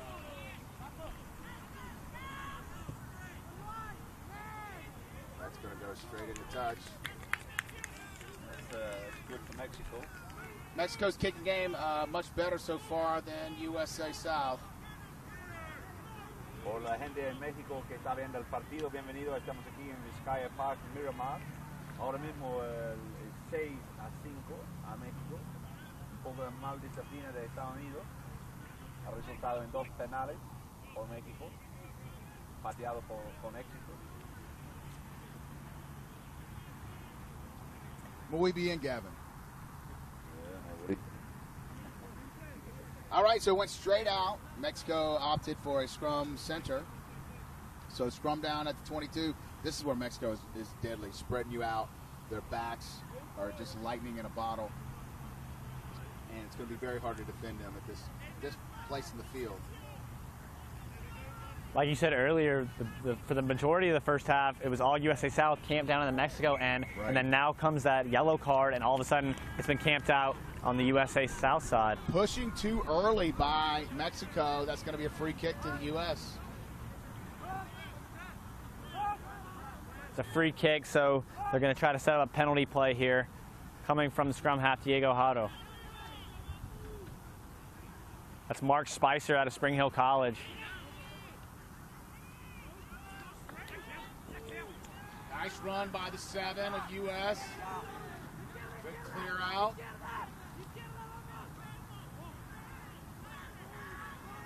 Marcelo, number 12, breaking through. Tackle looked pretty high. They didn't agree.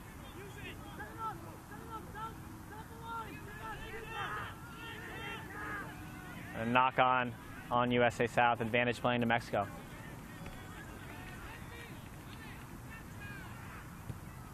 Clearing kick from Mexico. Gonna stay in. Not fine touch. Good pressure from Mexico, but stay alive. USA South trying to get around the corner. A little chip ahead, but Mexico was doing well.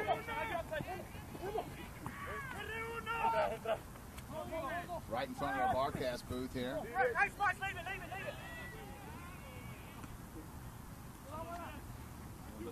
from USA South, almost going in around the side there. Thought about it for a second and let play on. Well, that winger's getting a workout today for sure. Yeah, Rademacher. He's having to put the yards in.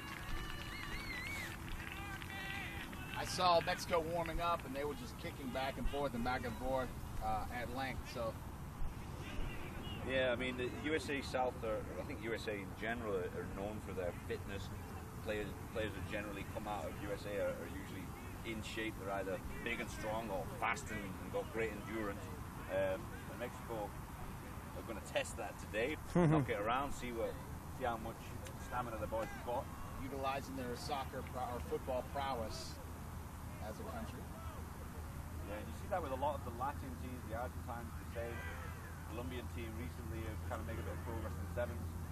They're doing similar things, really spending a lot of time. Skip pass to the fullback. Here's Ollie Tennant. To the wing.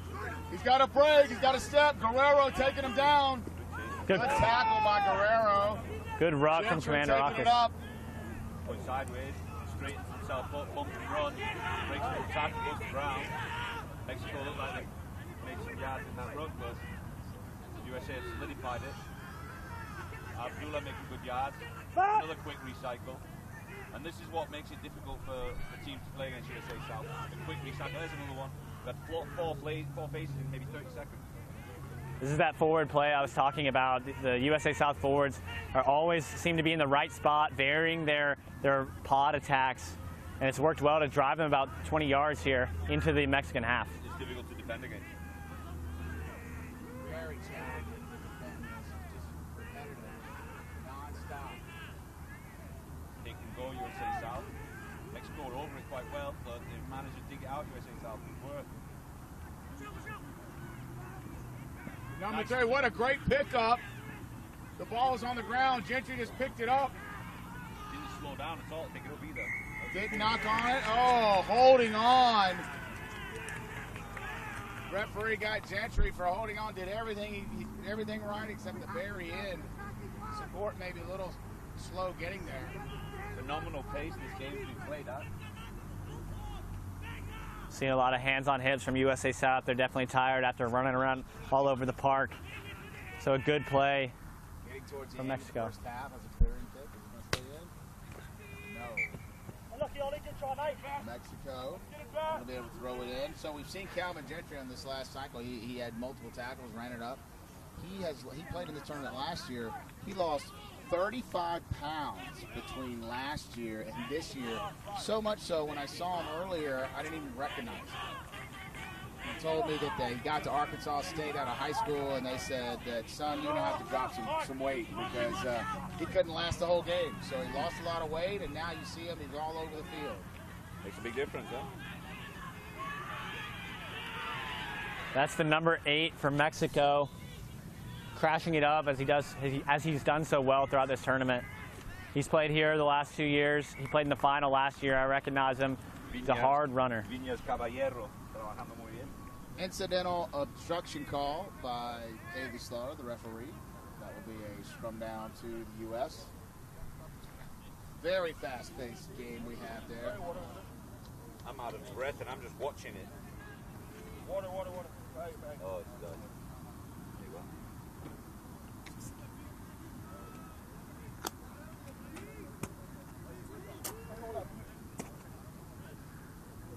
The sun is out and no breeze. So the humidity is stifling, to say the least. You cut it with a knife. It's like being in a sauna right now. I'm under the tent because my dome will get sunburned. Nice little chip in the corner from Hanlon. He saw massive space. And that's Great a phenomenal kick. Great kick by 10 Hanlon.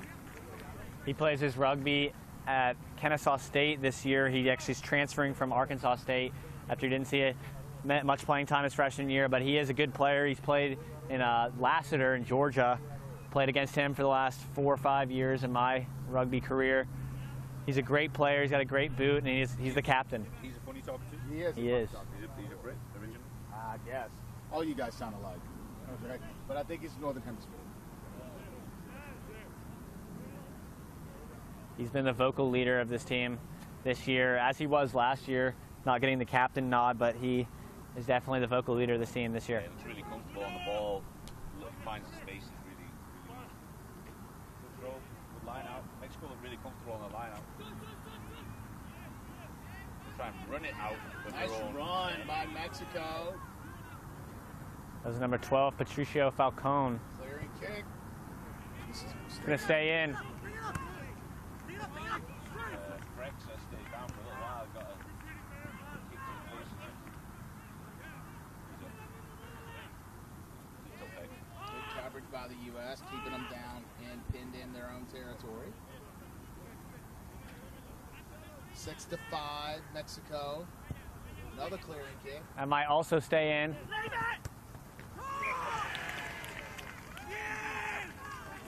Little miscommunication by the 11-15 from the south. I think the 11 could feel his fullback right behind him, so he just flinched a second, and that flinch mid-ball go out wide. Yeah, the 15, you young ruggers out there, the guy on the back's got to call it. The guy running back trying to get the ball is not going to be able to see. So, line out midfield, 6-5, late in the first half. This is the championship final. Wind's picking up a little bit, going right to left on your screen.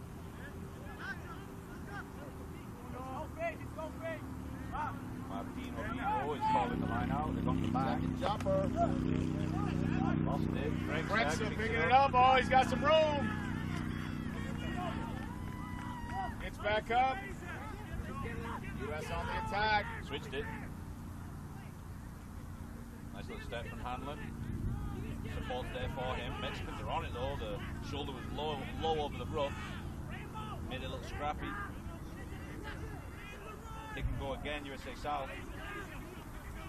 USA South has subbed in number 19, Josh Bryant, for the block, Campbell Robinson. Bryant's going to be playing his rugby at Kentucky next year as a freshman. USA working this left side. Nice pick and go by the three. He's getting close. Got to stay in bounds. Yeah, Mark Spice has gotten through some work this afternoon. Trying to find a gap. Mexico, great defense. Steal. Oh. Hands in the rook. Yep. Doesn't look like it's 10, but we'll see. They're going to consult the assistant referee here, as she was not in a good position to see if Frakes scored that try. They went quick there, was Diego Hara, the scrum half. He wanted to go quick and try to put a try in, but I would have maybe slowed that game down and gone to post to take a lead here in the first half. That's a try! And boy, was that USA try, local boy number 8, Jack Frexa, dots it down for the USA, taking the lead. 10-6. I was wrong. Well, maybe last year when you were in the game. Oh. You would have done what you did. Things move on, modernize, modernizing the game. USA scored 2 tries. They just went up. They were down. Mexico, 2 penalty kicks. So USA going ahead late in the first half. 10-6. Looking for a conversion kick here. I thought that the Mexican stole the ball. I didn't see his number, but he was over it very quickly. And I was the referee. For me, that was a Mexico ball, but maybe his hands in the rook. The rook had already been formed in the opinion of the referee. So we'll go with whatever she says. I'm relevant. She is a national level panel ref, so Probably knows what she's doing. Probably knows what she's doing. Yeah, say we stole it. I'm that guy, aren't I? On the sideline. Arguing with the referee. Right. Talking your gibberish. Good job. Oh, great attack by Mexico. Was able to dot it through. And that is going to take us to halftime. The number 11 from the USA dots down the conversion, puts it right through the post. And we are at halftime with USA, the try right at the very end, 12, and Mexico 6. We'll be back shortly with second half coverage of this championship final between Mexico and USA. You are watching the RAN Rugby Network.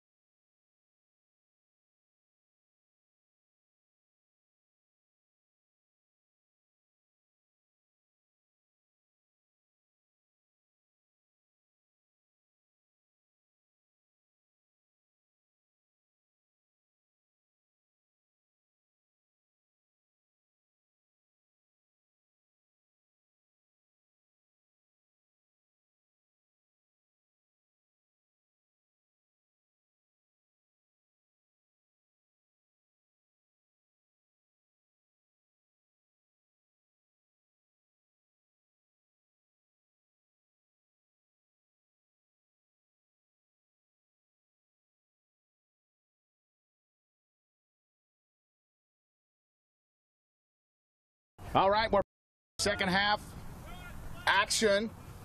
USA up 12-6, starting the second half. As you can see, there is some weather in the background there. Hopefully it's not going to be coming to us.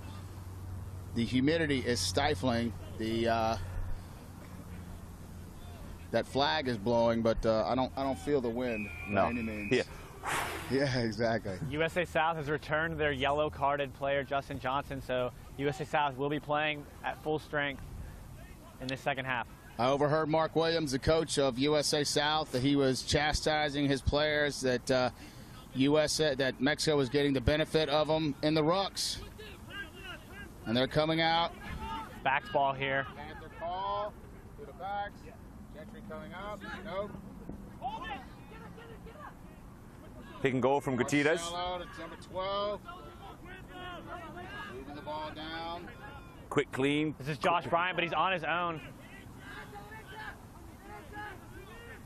And there's the ball out the back. Trying to get it wide.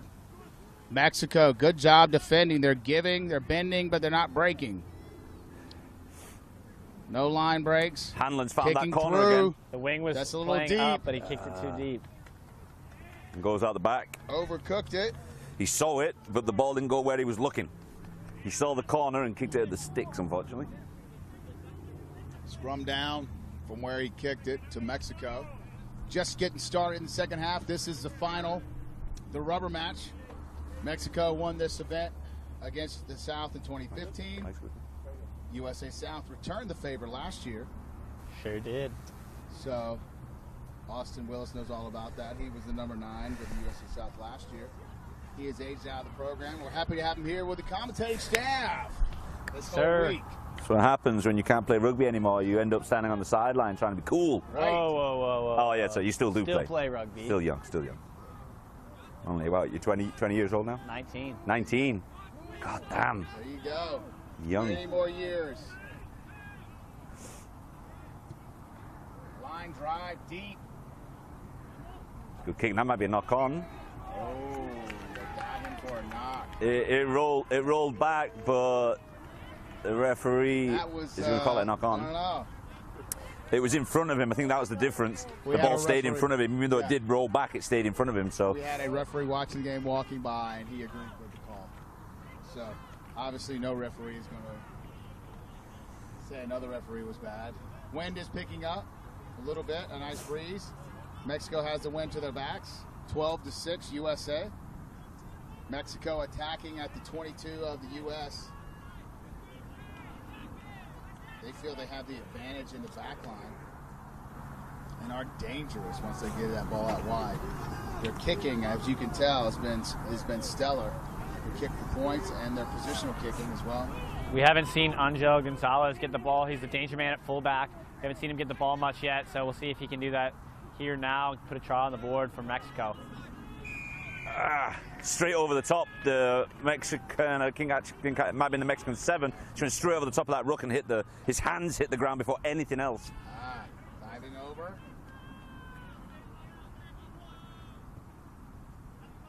Good USA kick. will take that penalty, kick for touch, and have the line out. Just getting on the way the second half. This is the final of RAN Super Week. If you were with us yesterday, you saw the Trinidad women claim the championship for the women's 10s tournament. That's the first time they've ever won the tournament. USA South won the inaugural tournament last year. Great play by the ladies, and this is the final for the U19 men. Yeah, it was a phenomenal game yesterday. A lot of pressure on the Mexican, on the girls, that they were passing wide really well, but they just couldn't get up the field. And the strength and speed of Trinidad won that game.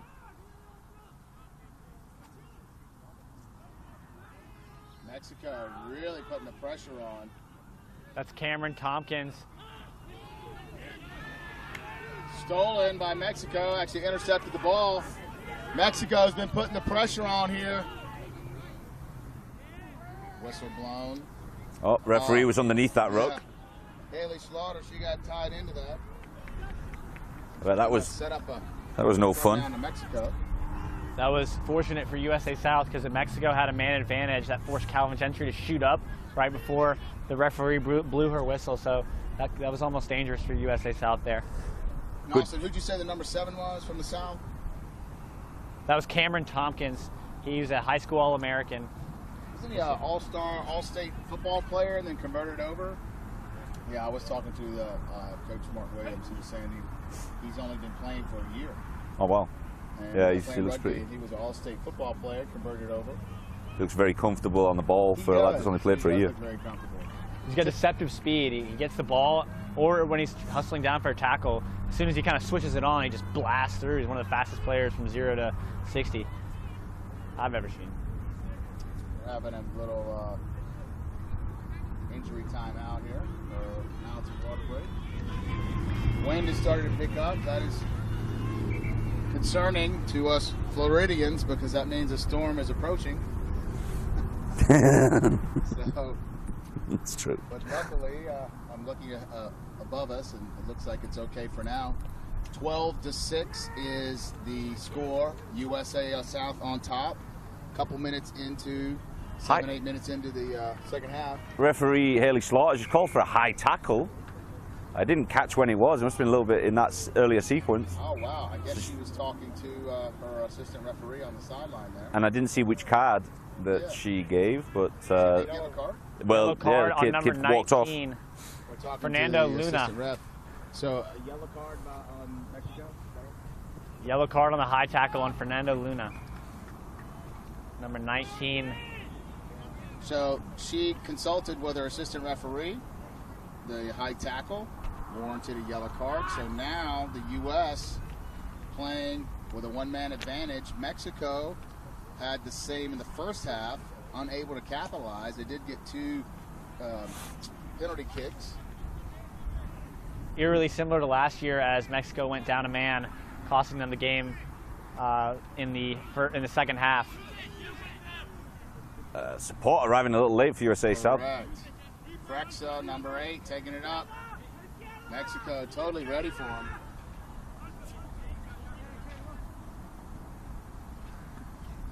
Haven't seen really good ball this second half for the U.S. Good clean out by Gentry. I think it comes out of the Mexican pressure that's Correct. Their causing defense that. has been stellar. They've really stepped up their defense in the second half for sure. There's Mark Spicer out of Spring Hill College to George Sharp in the touch. Drove him out of bounds. Mexican line out. This game is just neck and neck, back and forth. So again, Mexico is still trying to cut out the US. They're doing what the USA was doing earlier on. They're trying to cut out that feed from fly half to inside center instead of rushing out with the wings and doing a lot of hard work out there. US stole it. They're attacking. They got an overload out wide. If they can get it, they're going weak side. Will they keep it in bounds? The ball was loose, but they got it back. From half. A truck from the Offload little man. to the 10. Still have an overload. Gentry taking it himself. He's got room. Oh, he dots it down. Try awarded. Calvin Gentry, USA South. Great try. That's his second try of the game. I've said before the game he'd be the star of this team, and he was. He sat out the game against Bermuda. But a nice response. 2 tries in the Mexico final. And all it was just urgency. It's quick pick and go. They realize they're only 5 yards out. Let's just work and work. You get up, a couple of little pop passes, draws in a couple of players, and it opens up some space. And Gentry will take 2 or 3 guys from that distance. Offload from the 9 to the 10 to the 12. You get Gentry some space. That 40 pounds he lost last year to this year is definitely paying off now. And it's the speed that it goes at as well when they're doing those kind of things, the quick turnarounds. It just gets the Mexican defense panicking.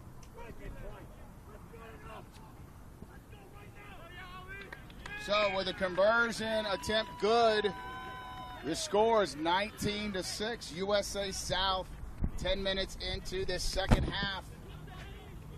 Wow. That kind of came out of nowhere. Mexico had the line out, Austin, and then ended up losing it. Yeah, USA got it. That entire score came off the steal and the line out. It looked like Justin Johnson out of Life and Max Dacey out of Virginia, both 2 taller forwards for USA South, get a steal, a drive, and then it comes to a pick and go try from the number 13, Calvin Gentry. 19-6 is your score. You're probably seeing it on your screen right now, but the scoreboards here at the Vizcaya Park are not on.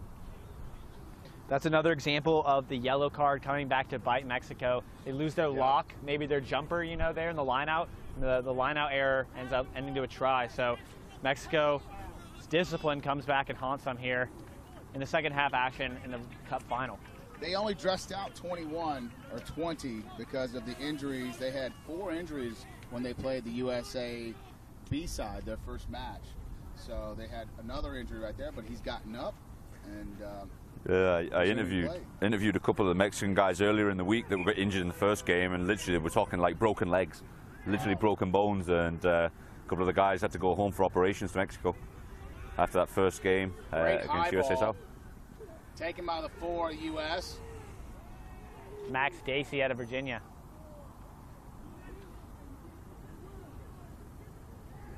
U.S. still keeping Mexico out of the try zone. That was a clearing kick. Mexico Ball's going to come to recovers, Gonzalez. and now this is where they're very deadly right here.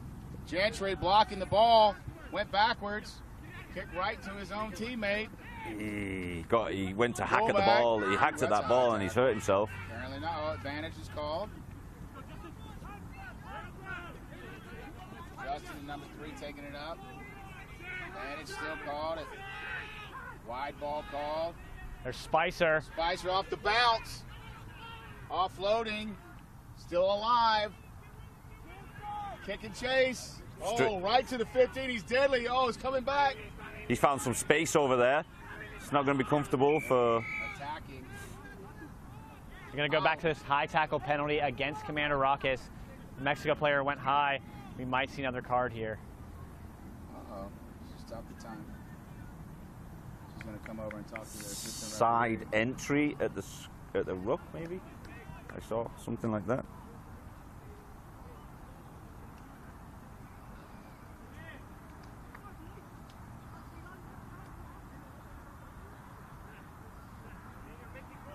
The assistant referee, Mark Johnson, he is he went to play at Appalachian State, my alma mater, in Boone, North Carolina. One of our rivals in the Southern Conference. Yes. So, let's see what's going to happen. So that must have been several phases back. There was an incident, and Haley Slaughter kept it in mind. Oh, they're calling for number 10. I think they're going to get him for the high tackle.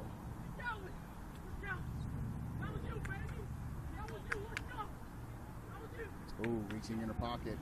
Ooh, high tackle again.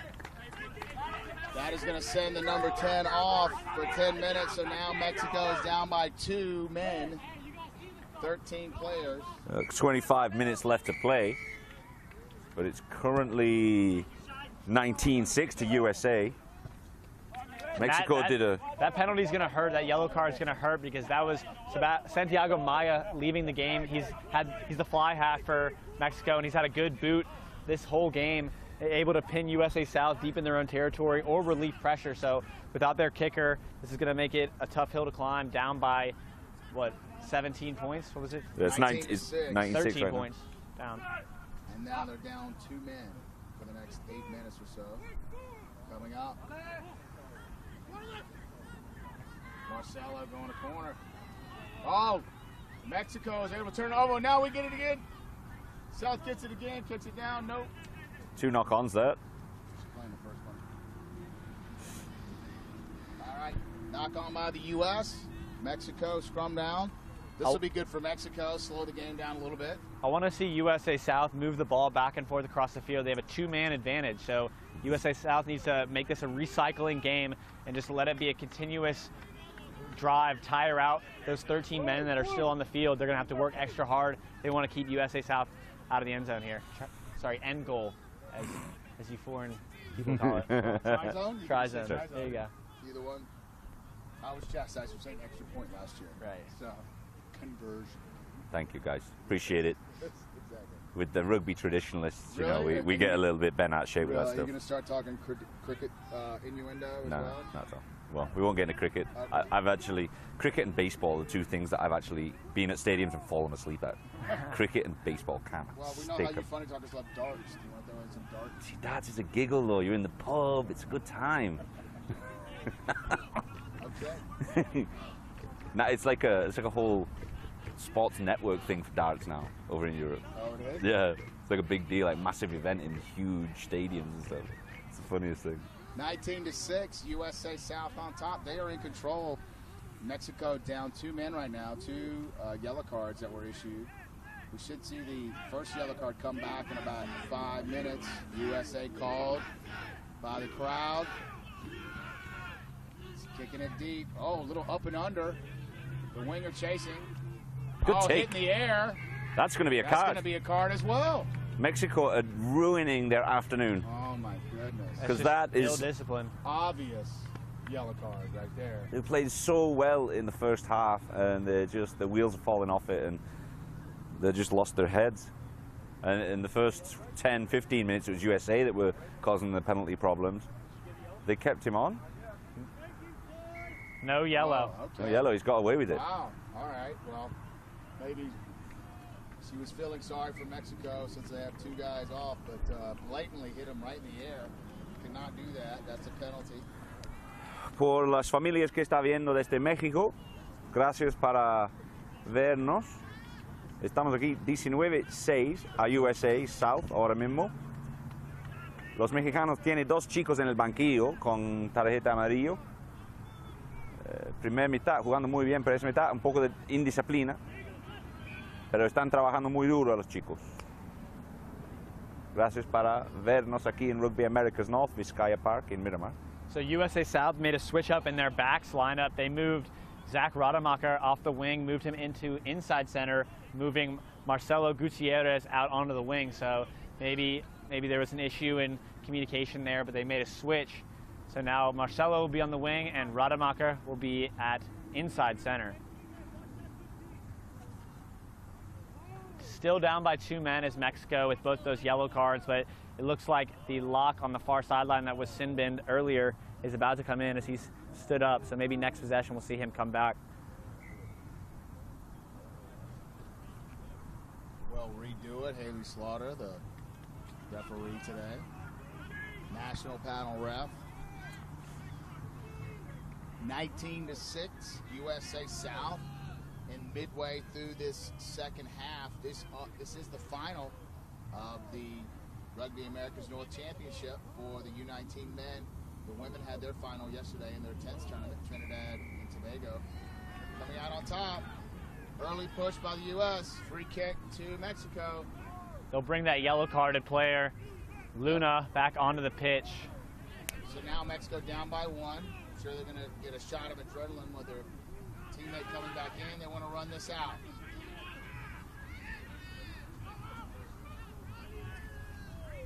Immediately stolen. Turnover. South. Free ball. Frexa guy has it. Too nice. Overload, taking it down the sideline. He's got some space. Oh, and he's lost the ball. It's getting hacked all. It's got very scrappy, but 2 nice little draw and pass, waiting for the contact to come, and a second before the contact starts, the player's offloading it. That was the Max Dacey to Justin Johnson combo. We've seen it a lot in this tournament. Last game, Dacey got a little bit criticized by the coaches as he held onto the ball instead of passing on the goal line. So he's been moving this ball now throughout this game, doesn't want to do too much to hold on to it, and he's done really well to move the ball. That's Max Dacey out of Virginia. That was a textbook case of being able to commit the defender and then offload it. And so you see the tactical gain and the advantage they got from that. Of course, they weren't able to hold on to it at the very end. We are live at Vizcaya Park in Miramar, Florida, just north of Miami. You're watching the final here. USA South up 19-6 over Mexico. Mexico is down 1 player. Haley Slaughter has been earning her paycheck, so to speak, this game. The referee got a lot of work, a lot of conversations with not only Mexico, but with the South. It looks like she's going to send a player on. Not sure here. Coop, can you get rid of this bananas and stuff like that? No, okay, no Get play rid at of it in all. the garbage. The Little flies are talking coming around to, it. and now it's a penalty Thanks. to Mexico.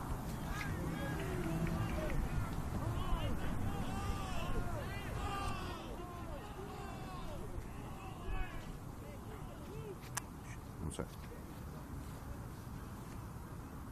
That ball's going to just go out. Looked like it was curving back in for a second, but it did go out in a touch. To go. 22 minutes to go. Mexican fans are getting riled up. 20 minutes left in this match of the final. Mexico won 2 years ago. USA won last year. 19-6. 19-6.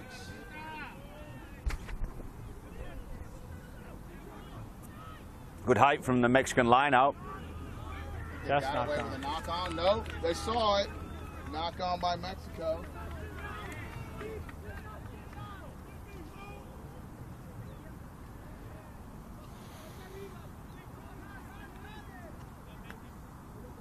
So we'll see what the new inside center, Zach Rademacher, can do after coming from the wing into the inside center position. I think they want to try to get the ball to Gentry as much as they can. I would. He's already scored 2 tries. Gentry's out of Memphis Inner City Rugby Clubs, where he played in high school.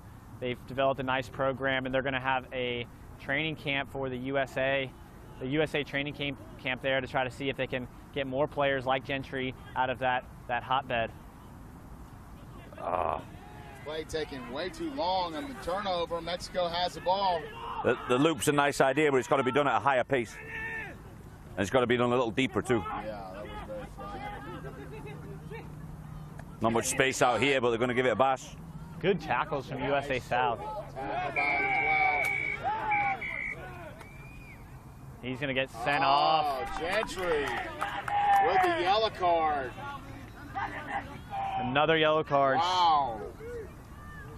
Gentry scored both of their tries, diving over, repeated infringement. Mexico taking the kick real quick, pinned them deep down into the south end. They're going to have a line out. Mexico's jacked up, ready to go. So that makes it 14 each, right? 19-6. Both are playing with 14 players. That's the 7th yellow card we've seen in the last 2 games by Haley Slaughter, the referee. Yes. She's not afraid to whip out some cards this year. No, she knows the rules, all the balls. Well, this is a high-level match, and these are the 2 best teams that are at RAN, and they should know better. And I think that's what she's saying. Short ball. That's the first time I've seen that successful. I've seen several teams try it. It hasn't worked, but this time they managed to stay on the right side of the 5. Made it work. Mexico was down by 3 tries against Trinidad in the second half and came back and won the match. And I think that's what they're trying to do here. They're playing with 14, so is the USA. That last run for the Mexico prop was the number 1. He actually had 6 stitches put in today. He slipped and fell playing catch this morning in the hotel and had 6 stitches put in this morning. Holding on by Mexico. There wasn't much space there. I saw Mexico trying to start to play it wide, and the USA South was spread well, so he was just running into traffic and got himself a little bit isolated, and then had to hold on to the ball to secure it, and that's got him a penalty. And unable to find touch, their deadly fullback taking it up. He's been stifled today. He's been great all week, but today they haven't given him half a yard. Right. Oh, that's coming in from the side. No. Fair contest by Josh Bryant. The referee says play on. The population of Mexico in Miramar disagrees with her. Yeah, right. Looking to get it wide. They've got space out here if they find it. Nice little pass out the back. Pass. Mexico players spiked the ball in frustration. Mexico disagreeing with the call there.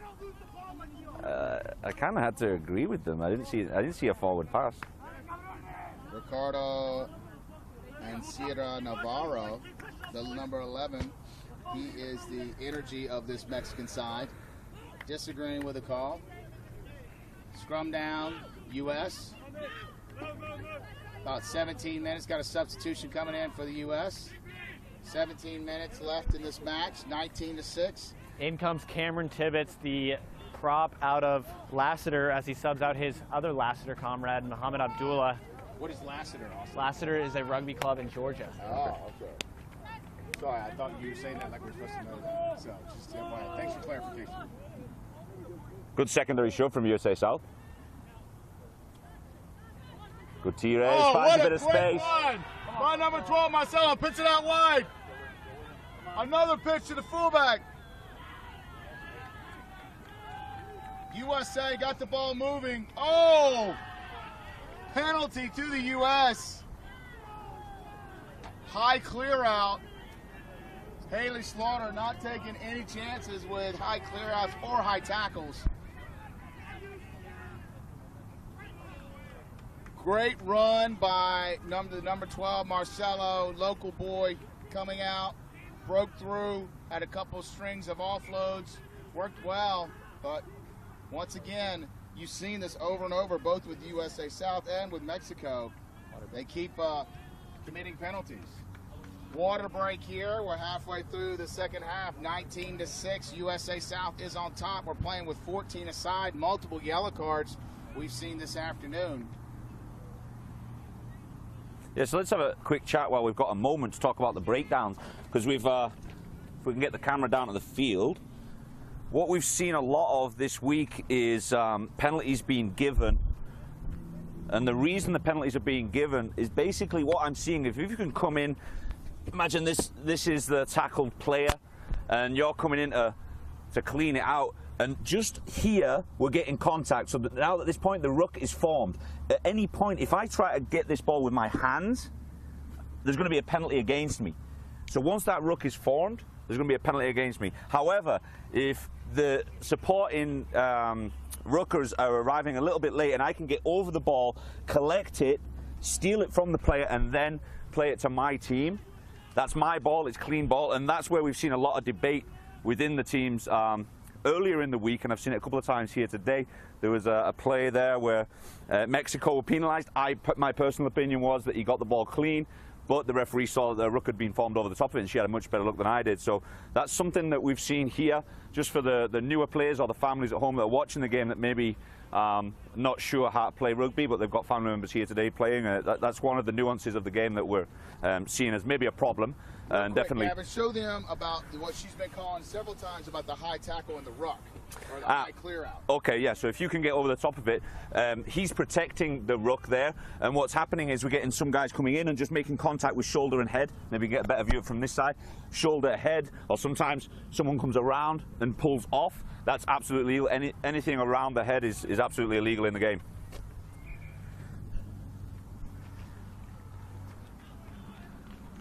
So the guys are coming back out. So line out, knock on by Mexico. Be a scrum down for the U.S.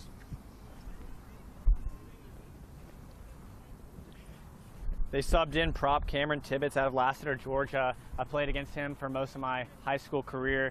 He's a good prop. He plays for Arkansas State now, and he's a big energy boost. He's one of those guys that you want to come off the bench. Maybe he doesn't have the best stamina, but he's got a lot of energy when he comes in the game, and he provides that for this second half. As the game slowed down a lot, he's going to get that team up. Good impact player. Yeah. Yep.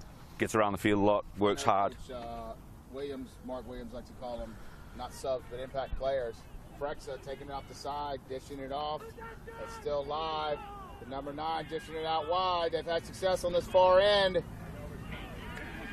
Pounding away. The momentum going with the South. Are they going to get it wide? Oh, the 10 takes it. Pick and go. Right near the goal line. USA threatening again. Another pick and go. Trying to get it wide. Marcelo, number 12. Can he get it wide? Oh, he knocks it on. Mexico recovered it. Guerrero with the ball. Trying to keep it alive.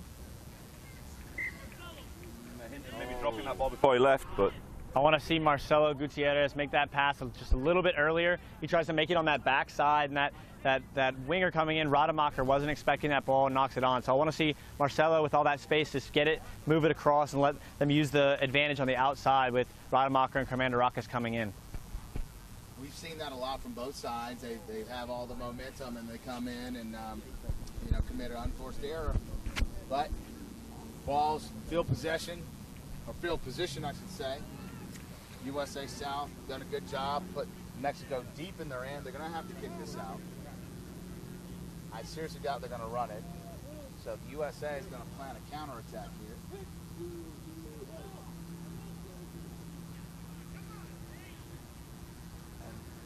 I think they're going to run it out just enough to get some distance to kick. Again, Mexico has returned their player. From the side, USA penalized.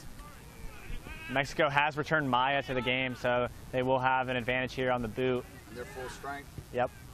Not Ball is in. quite. He's going to kick it short. Lets the ball bounce. Hits the guy in the air. Made Again. contact, yep, made contact in the end. The referee was close enough.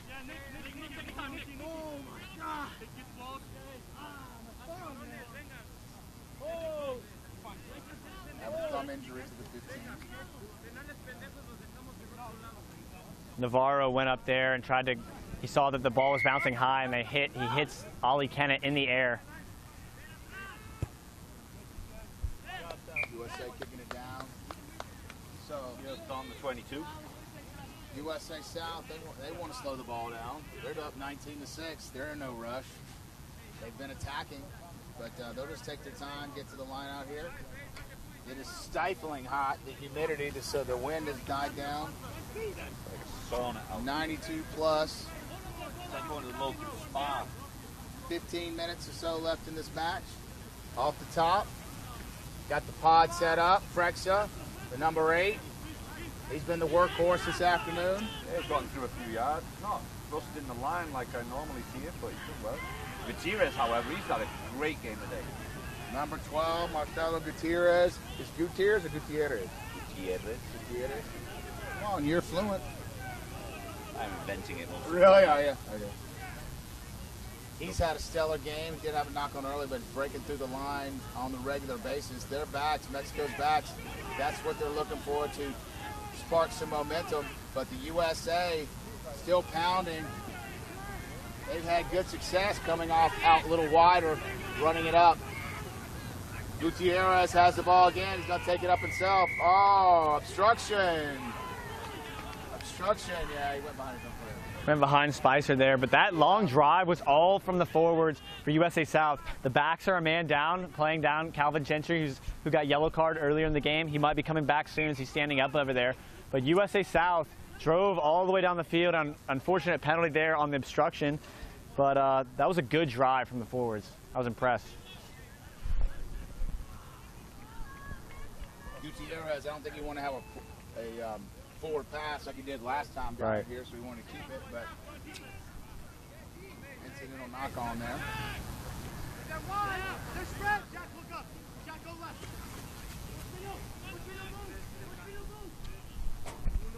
Perez Franco with the line out. Good. Taking it up, great tackle. Mark Spicer on the hit out of Spring Hill College. Spring Hill, Tennessee. Bilal Pando took the brunt of that hit. Didn't think twice about doing it again. Right.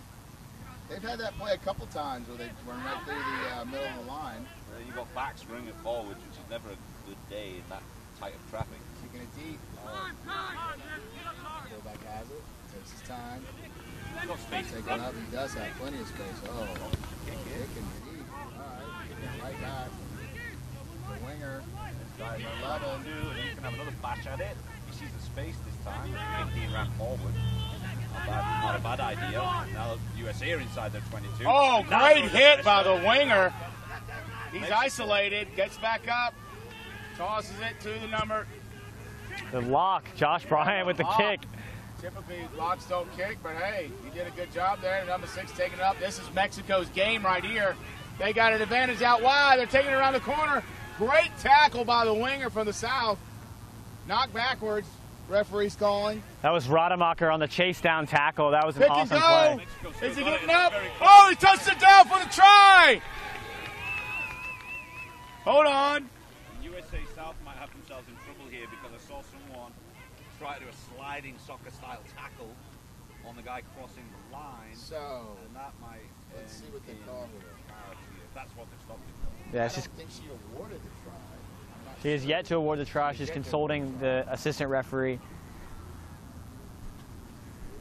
I thought I saw a knock on advantage to USA South a second ago. Then all of a sudden it just disappeared and in went Mexico. So Mexico definitely won the kicking game there.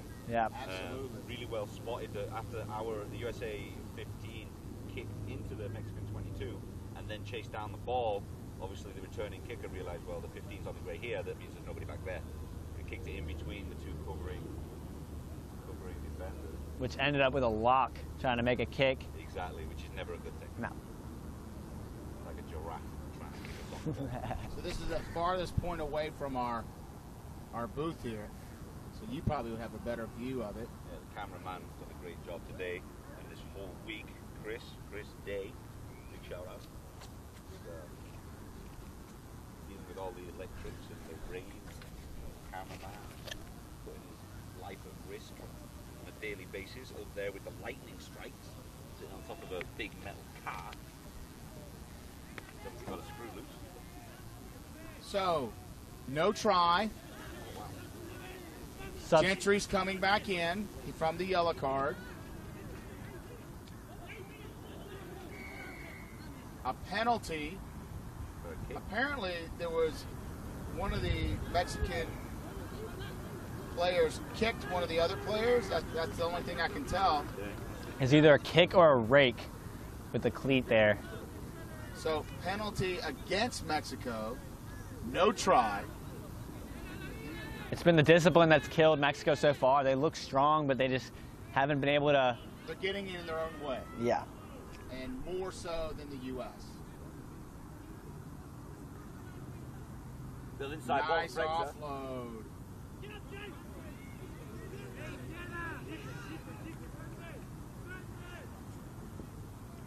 Cutting back.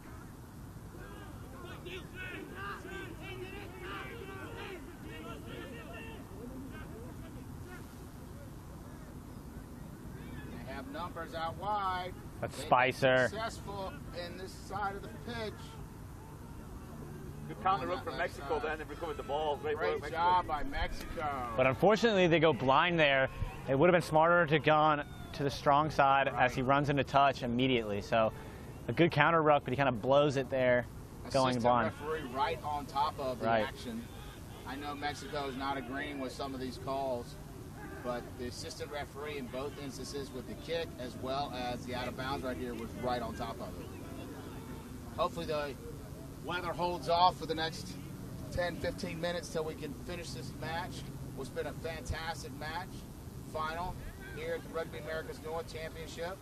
Nice little dummy throw from the scrum half. Mexico coming up very strong on defense. Mexico recovered that ball. What do you call it? Not 10. Offside. Offside. The fullback from USC South telling him the scrum half to never do that again. I think it was just he decided he was going to do a box kick, but nobody else knew about it. 19-6 still here in the Sky Park. Late in the first half, late in the game, in the second half, USA South kicking for touch. Mexico not giving up, relentless. They've been tenacious around the ball. Yeah, they've beat themselves in many areas, though, with ill-discipline in the second half. USA South were a little bit ill-disciplined in the first half, early on, and that's what got them the Mexico point. Six points, two penalties, and USA South yellow card. But they cleaned it up, and now Mexico are getting a little bit ragged. Holding on, penalty to Mexico. I expect them to go quick. Yeah, they're 19 Gentry's down. up. Skip pass. Wide. Guerrero in hand. Still have advantage wide. Nice tackle. That was Rademacher. Good tackle. Obstruction. Good work from Marcelo Gutierrez here on the wing. He had 4 guys against him, and he just shuffled them, made them make the mistake. Great work. Using his sideline as an extra defender. A great pick up and drop him tackle from Zach Rademacher. He's been all over the field today in different positions. USA South ticks this clock down. They can take their time. They've earned it. 19-6. Mexico needs 2 converted tries if they want to win this game, and with not little time. They got 4 minutes left. 4 minutes left in this final. USA South winning with the ball, line out, going to second jumper. Grabbed it. Mexico are outside. Came up quick. Nice pass to the fullback. Mexico coming up quick. They went behind the defense. Gentry taking it.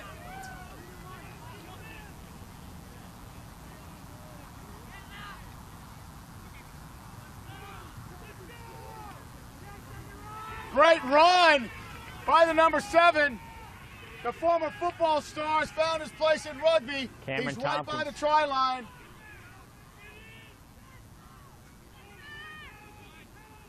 Gonna move it wide. Wide. Mexico coming up strong. That's command. Mexico all over them. Defending their end. Knock on by Mexico in the ruck. Scrum down USA. For USA South fullback, he had to catch the ball in the air. I think he would have been wise to go out wide, but being in the air and having to catch it, he's got to step inside at that point and go for the try line. It's going to be a scrum to USA South, up 13 points.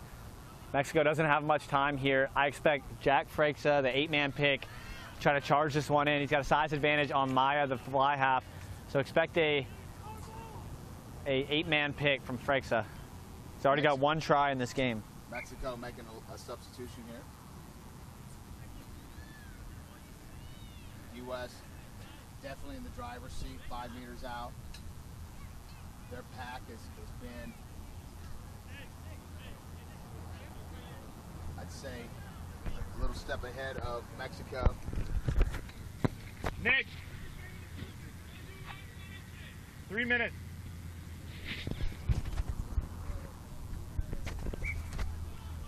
This has been a fantastic game. It's been kind of all over the place, a lot of momentum swings. USA able to string together multiple phases. Mexico having some issues with knock-ons when they've had the momentum, unable to capitalize on tries. 2 penalty kicks. I'm predicting the 8-man. This one tight. Well, nope. Giving it to Gentry. Scored 2 of their tries already. Good job. Taking 5 guys to bring them down. Mexico ball, they stole it somehow in amongst all that.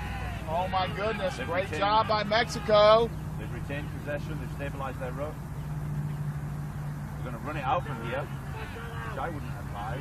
Yeah, but they got to get it loose enough for them to get it out. Scrum down to USA. Behind their own line.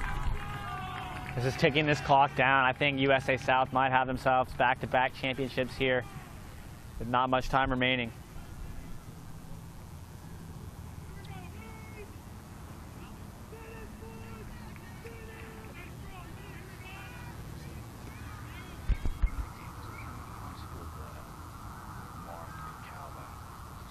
Just 30 seconds left to go in this game, I think.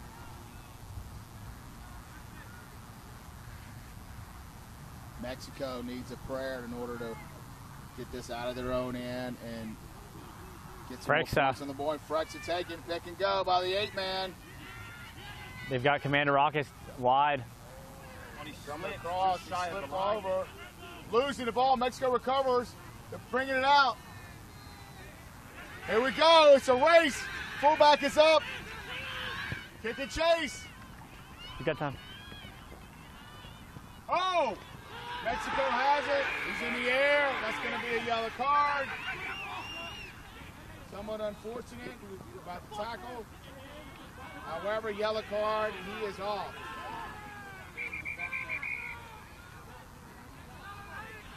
That's Commander Rockets getting a little bit heated there, yellow on the yellow card. Wow. We got 5 yellow cards this game. Yep. I lost track, to be honest. 5 yellow card, definitely warranted. Hit him in the air. One thing about Haley Slaughter is she is consistent in her calls. She's calling it both ways.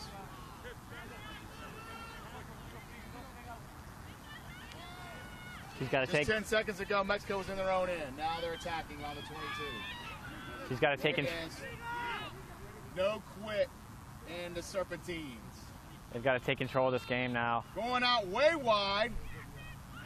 Gentry has them. They're trying to block in the corner. Gentry makes the tackle.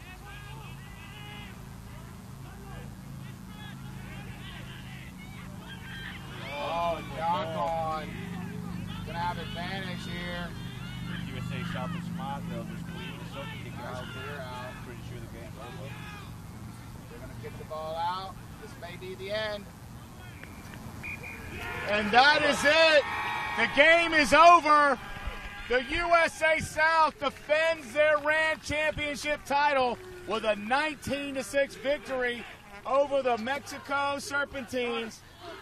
What a great match. And after 365 days of waiting for this matchup again, USA South are the 2017 RAN champions once again. The rubber match, USA South, a little bit more consistency than Mexico. Several knock-ons by Mexico at really inopportune moments. Really took the wind out of their sails, Gavin. Yeah, it was an excellent game. Entertaining, end-to-end stuff. A lot of work put through just inside each of the halves. First half, USA were very indisciplined. They lost a couple of points. Yellow cards were way too regular for me on both sides. But Mexico couldn't hold it together in the second half, and just too many yellow cards, too much indiscipline. Passion getting the best of them. The referee Haley Slaughter may get criticised for the yellow cards distributed, but they were all spot on. And they were all consistent. They were consistent. Exactly. Handing out cards like they were candy. Exactly. You know? But you know the thing is that these guys, this is a high level, best teams in the tournament. They should basically know better, and most of the yellow cards were totally blatant. Totally obvious. We're going to get the head coach from the South, the 2-try scorer, Calvin Gentry, over here to talk to him shortly after they congratulate each other on the game. What a great game. Mexico, I can't say enough about their heart. They, in order even to make the final, they come out against USA South Team 2. They thought they were going to have kind of an easy match, but USA South came out and they were very, very good. But that team was put together really in about 2 weeks, mostly local players from Florida, and were able to defeat them. And then Trinidad were down, were able to come back.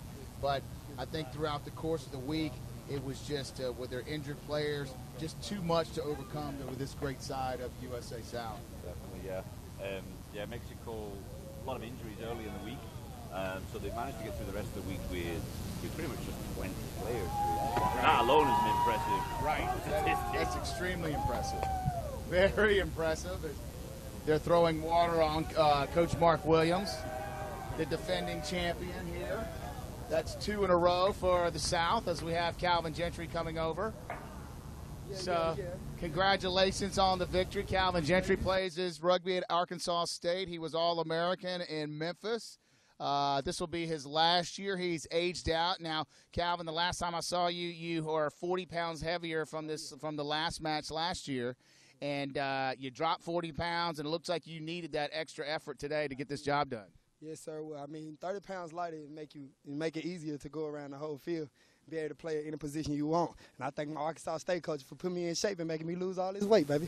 Fantastic. So take me through that first try, first minute of the game, first 2 minutes of the game. You spin the ball, you get it, you end up touching it down. Tell me about what you were thinking. Yeah, well, I'm an intense player, so I was just trying to make sure I was staying calm and not doing too much. So when I got the ball, I knew I wanted to go, and wasn't nobody going to stop me once I got that ball. So, yes, sir. 2 tries scored today by Calvin Gentry in the USA South in their 19-6 victory. So the second try, tell me about it. That was in the second half, right? Tell me about the series leading up to that. Well, I always tell my forwards, hustle butt and get a Rambo if we got no support right there. So I seen no support, and I'm used to playing forward, so I grabbed the ball and I ran to the try zone. Once again, nobody stopped me, so I scored. So this was the rubber match 2 years ago. You guys lost in the final to Mexico. Last year, you were able to bring it home. And this year, you're taking the title home. You've aged out. What does this victory mean to you, Calvin? I mean, it means everything to me. I've been here 3 years. We lost one time. This is our second time in a row winning. And it feels way better to win than to lose. So, I mean, you got to take it as you give it. I thank Coach Marks for giving me this opportunity for the last 3 years. He's been behind my corner. I haven't paid a dime yet. I mean, I haven't had a dime to pay, but I appreciate all these people for giving me this opportunity for sure. Calvin, thank you very much. Spectacular game today. 2 tries with the victory of USA South 19-6. Let's bring in the head coach over here and also the starting 10 as well, Mark Williams, and captain Teo Shea O'Hanlon. Okay. So, Mark, you know, you started here. You came here on Thursday of last week. You've been here for almost 10 days now. You know, you powered through. You had 2 kind of easier matches, and then you come through at the end. How did you get this victory today? How did you get the job done? Well, a lot of guys gutted it out. I mean, it wasn't pretty. We didn't really stay in our structured plan the way I had hoped we would. But a lot of guys played through a lot of pain and a lot of fatigue. We were down a few players as well. But they stuck in there and did a really good job, and they gutted it out and got the win. Whether win ugly than lose beautiful any day. So I would like to have seen us play a bit better in the finals, but we did what it took, and that's the key. Now, at halftime, I was going by, I went by your little huddle there, and you were kind of laying into your boys about that Mexico was getting the best of them in the rucks. Yeah, absolutely. You know, we try to stick to simple themes like defense and rucks, and we were getting counter-rucked. I was not at all happy. They were getting numbers and giving our 9 a lot of pressure. So, you know, definitely wasn't happy with the way things were going there, but they fixed it in the second half and, did what it took to win. Absolutely. This Mexican team, you know, they had a camp for 10 days before they came here. Very experienced. Most of these guys were here last year. You knew it was going to be a battle. What do you think that kind of put this team on top and able to bring home the championship? Well, I think we had enough guys that, you know, had the fortitude to stick in there when the momentum turned against us. And, you know, we were just able to outmuscle them a little bit. Right. They had some hard games as well, especially against our second team, who really, you know, kind of surprised them, I think, and put them under a lot of pressure. And they took injuries as well. So, you know, they were under duress just like we were in this final. But, again, we were fortunate to come out on top, and it was just a few good plays on our part that made the difference. Defending champions, you defended your cup title 2 years in a row. Will it be a third next year? Well, we'll see. We'll certainly be here, that's for sure. Congratulations, Mark. Let's bring in Shea O'Hanlon. Shea, so it's Shea, right? Yeah, Shea. Oh, Shea O'Hanlon. So that's got to be Irish, correct? English. English. My dad's Irish. You're close. All right. So all you funny talkers sound alike. My bad. All right. So take me through the first half, and especially off that first score. You come off, you got the kickoff, and then immediately you send it out wide. Well, we've been saying from the start we're in Miami, hurricane season. Yes. So it was imperative we started strong in case the game got cancelled halfway. So we prepared for that. We knew that might be an issue. So our forwards came off, won us that ball back on a really strong counter-ruck. And you got Calvin Gentry out there, so you're going to pass it to him every single time. He's like a bulldozer, that boy. Right. So just use the hand simple and sent through. So, Shea, you were pressured. Their back line is extremely challenging, and they're just totally dynamic. I saw that they were coming up really hard on you guys in defense throughout the day. How were you able to get past that in order to get the victory? Well, we had a lot of Mexico did really well in the line speed, but they missed on those clinical tackles. So we had a few tackles with Marcelo, our inside centre. He broke away a little bit, set him back. But at the first half, we tried to do the missed passes, the over-the-top to counter it. And there's no point. Just keep it simple. Keep it simple always wins. So just crash the ball. Everybody on our team's probably slightly bigger, stronger, fat, way heavier than them. So we just kept it crash ball, good old US rugby. Just pick it up, stick your head down and go. So I think that's what won us. So definitely the forwards won us that game, without a doubt. Forwards won it for us. So I saw that you made a change in your back line in the second half. You moved Marcelo out to wing, and you switch in your inside center. What was the strategy involved in that? Well, Marcelo was doing really well to burst through, but kept giving some 50-50s, Right. and we didn't really need that. So we moved Zach, who played inside centre last game. Okay. So he knew all the calls, he knew what he's doing, and all our backline can play anywhere. Right. Everybody can fit in wherever they want. It's like a toolbox. Anybody can do anything. Yeah. So it didn't really matter where they are because everybody had an impact in the end. But we got a bit sloppy. We gave away too many yellow cards, and that killed us. Our back half the game we had one player down, so it was a tough game. Congratulations on the victory. 2 years in a row for you for the USA South. Shea O'Hanlon, the captain. Thank you very much for joining us. And that's going to conclude our coverage of RAN Super Week, Rugby America's North Super Week. Oh, we do have the ceremony that's going to be coming over. So we're not going to conclude it yet. We'll be waiting for the ceremony that's going to be coming shortly. I'll step back out of the camera as we can zoom in and watch that. Wow, very exciting game, Austin. Yeah, it was good to see the USA South boys take home this championship again. I was really impressed with, the ability to each of those players, like Shea O'Hanlon said there, be a tool. They moved the lineups around the entire tournament. They had different guys playing different positions, and that's great to see for American rugby. You're used to seeing that, like he said, the crash ball, putting your head down and run. There's also to see the dynamicism of the USA South boys playing all over the field, eventually taking home this tournament. They're a dynamic team, a lot more guys that can do different things than last year. Last year was a bigger victory, but we saw a different kind of squad here in this tournament. So I was really impressed with the USA South boys. Yeah, absolutely deserved. They've done excellent work all week, and this was probably their most difficult game, and absolutely they ended up winning quite comfortably. But Mexico didn't make it easy for them. Mexico's got a lot of different weapons. They just didn't use them correctly.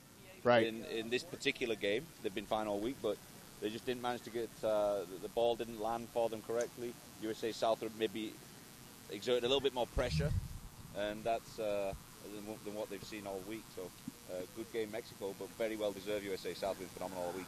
I see that Mexico, I don't think they played their best game today of the tournament. I feel that their Trinidad game, their second half was just absolutely phenomenal. Even though they were down, they ended up coming back. But just too little too late against this experienced USA South side. They were the defending champions. They're down by 2 converted tries. It's just going to be extremely challenging in order to get to be able to come back from that pressure. Not only that, several of their players were injured as well. But what a great rivalry in the RAN championships. I mean, for the last 3 years, we have the same 2 teams in the final, and it'll be interesting for the 2018 if we will see that again. It's turning into a bit like the USA-Mexico soccer competition, which is obviously hotly contested. And or the NBA Finals, where you have the Cleveland Cavaliers and the Golden State Warriors 3 years in a row in the finals as well. Yeah, Mexico gets their silver medals. I think they had a good, strong side, especially like you said in that comeback against Trinidad. They let their tempers kind of get a hold of them, as this is a strong rivalry now for the last 3 years. You see them 3 cards in this game, 3 yellow cards. We saw them last year give up 7 points as Guerrero scored a try last year that was called all the way back for a punch on a Mexico player. So maybe next year you'll see a little bit more disciplined side, keep their tempers in check and keep their tackles down. You might see a different outcome come 2018. You got a plethora of Mexican players stepping up to get their runners. There's a wheelchair. There's crutches. It's like it's a mass unit. It really is. It's they've definitely put their bodies on the line all week, and just a phenomenal amount of work that they've gotten through. And there's just injuries all over the place. There's some big boys in this competition. It's under 19s, but at 19 you've got guys that are 250, 280. Right. There's a couple of guys. 6'7" was one of those second row forwards. Right. 6'5" is normal. 6'3" is just your average guy nowadays in rugby. It's a good job me and you don't have to play with those kind of boys anymore. Right. At 5'11" on a good day. Right. Exactly. It is. Important to note, the USA South did not have a try scored against them in the whole tournament. Yep. Only 6 points scored against them in the entire tournament. So absolutely phenomenal defense and preparation by Mark Williams and his team not only was he concerned about this team, but also Team 2, who they brought organized in roughly 2 to 3 weeks. But it was a great event by USA South, by RAN, Rugby Americas North, and another victory, taking home the title, defending their title against Mexico once again. So there's the Mexican team receiving their runners-up medals. Like I said, lots of injuries, crutches, bandaged legs, bandaged heads, people in wheelchairs. It was quite a battle this week. Yeah, this week USA South scored 120 points and had 6 scored against them. So wow. That's an impressive feat. And obviously the favorite of this tournament, returning a lot of old players, returning players, and they showed it here. Having the silver medals presented right now.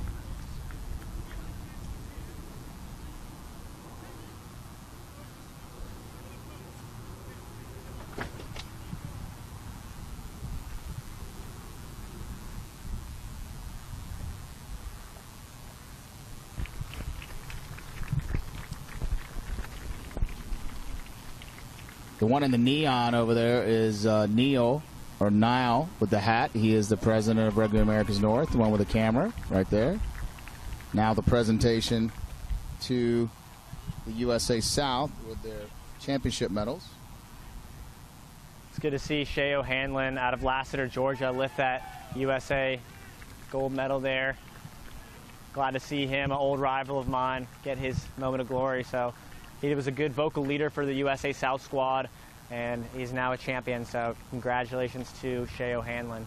The gentleman beside Neil that's talking to Neil right now with the hat on, that is Kevin Kiddo. He is the president of the USA South, and he's instrumental in having this tournament along with Dick Elliott, having it here in South Florida, in Miami. This tournament was held here last year at Vizcaya Park in Miramar, Florida, just north of Miami.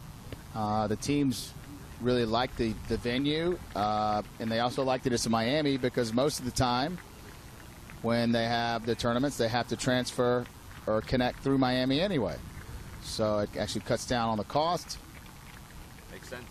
But sometimes the challenge is getting through immigration, especially now recently this year. There's a few teams that got fed Turks and Caicos, I know. Right. They had a couple of guys that were born in Haiti, but raised in Turks and Caicos and had immigration problems, so they couldn't actually make the trip. So they lost out on a couple of players, and I think the Mexico team maybe had a similar problem with one player. Right. But the support Mexico has, even through their government, they sponsored the players to come here. They sponsored a camp. They flew the players in from around the world, just like an international side would do, like our U.S. side does before we have an international match for our men. Most of the South players, they ended up driving. We had 2 kids on Team 2 from Nebraska. They drove 24 hours in order to get here. That's quite a hike. Yes. Tremendous hike. While we have a break, I want to thank Rugby Americas North and you guys for bringing me in here. Gave me a good opportunity to showcase what I got, get myself a little better. Showcase it, players, showcase it! Get a little better at what I want to do in my future. So I want to thank you guys, as well as Chris and Niall and all the guys who helped me, especially Laura Gill having a baby this week. So thank you. I try to do my best. So thanks for giving me this opportunity. Congratulations, Laura, if you're watching. Yeah, congratulations, Laura. She was trying to run this show while giving birth, literally giving birth. Baby girl, right? She had a baby girl? Sure. I think she had a baby girl. I haven't bothered her. I tried not to bother her. Right, I wouldn't bother either. Kind of, sort of, yes. It was an absolute pleasure having you with us. I feel like I have a new adopted son. Right. But he's really good at getting coffee. Is he? Yeah, he knows how to get coffee from a hotel. Awesome. Oh. Which is... big talent. It's well, we appreciated you, Austin. You've done all the dirty work, so to speak, throughout the whole week, and it's been definitely a pleasure having you here. Part of the RAN network. As the USA South taking the photos with their gold medals, defending champions, Rugby Americas North, USA South. USA South is the representative for the USA in this tournament. They have been since the inception. And a big shout out to the ladies from Trinidad and Tobago that won yesterday. Absolutely. Congratulations to them too. They won the 10s competition. And that was a phenomenal game yesterday against Mexico. With USA South. USA South, They sorry. beat the USA South. They were Rand started the women's 10s tournament last year, was the inaugural season, and USA South won the final. And then this year, Trinidad ended up winning. So that was a rematch as well. Yeah. So great camaraderie in this tournament. As you see here, Mexico and USA South, they are bitter rivals on the field, but just like in rugby, the camaraderie, the brotherhood, going through battle. As soon as the whistle's over, now you become brothers again. Yeah, 5 yellow cards or something in that game, something wild, and now they're embracing each other. Yeah. Like nothing ever happened. That's pretty incredible, isn't it? Yep. That they're able to do that. And it is helpful that most of the Mexicans speak English. Yeah. Yeah. It's because a lot of these gringos, including myself, are unable to habla. Okay? Yeah, I got a couple of interviews and for the Mexican families back home that are watching this over the whole week, and they got a chance to communicate to the folks back home. So hopefully they enjoyed it in Mexico as much as we did here in the USA. I know there was a big contingent from Trinidad following it on YouTube Live at Rugby Americas North, and Jamaica, a few people shouting out from Bermuda, Turks and Caicos. It was a great competition. So that does it here for 2017 Rand Super Week. It is in the books. Congratulations to our 2017 winners for the women. Come on, guys, bring it out here. That's Trinidad. They won the women's tournament. And congratulations to the two-time champions, USA South, defeating Mexico 19-6 for Austin Willis and Gavin McClevey. I am Mark Patterson, follically challenged. Bold is beautiful, though. Just remember that. And we will see you next year for the 2018 Rand Super Week. Thank you for joining us, and we'll see you next year.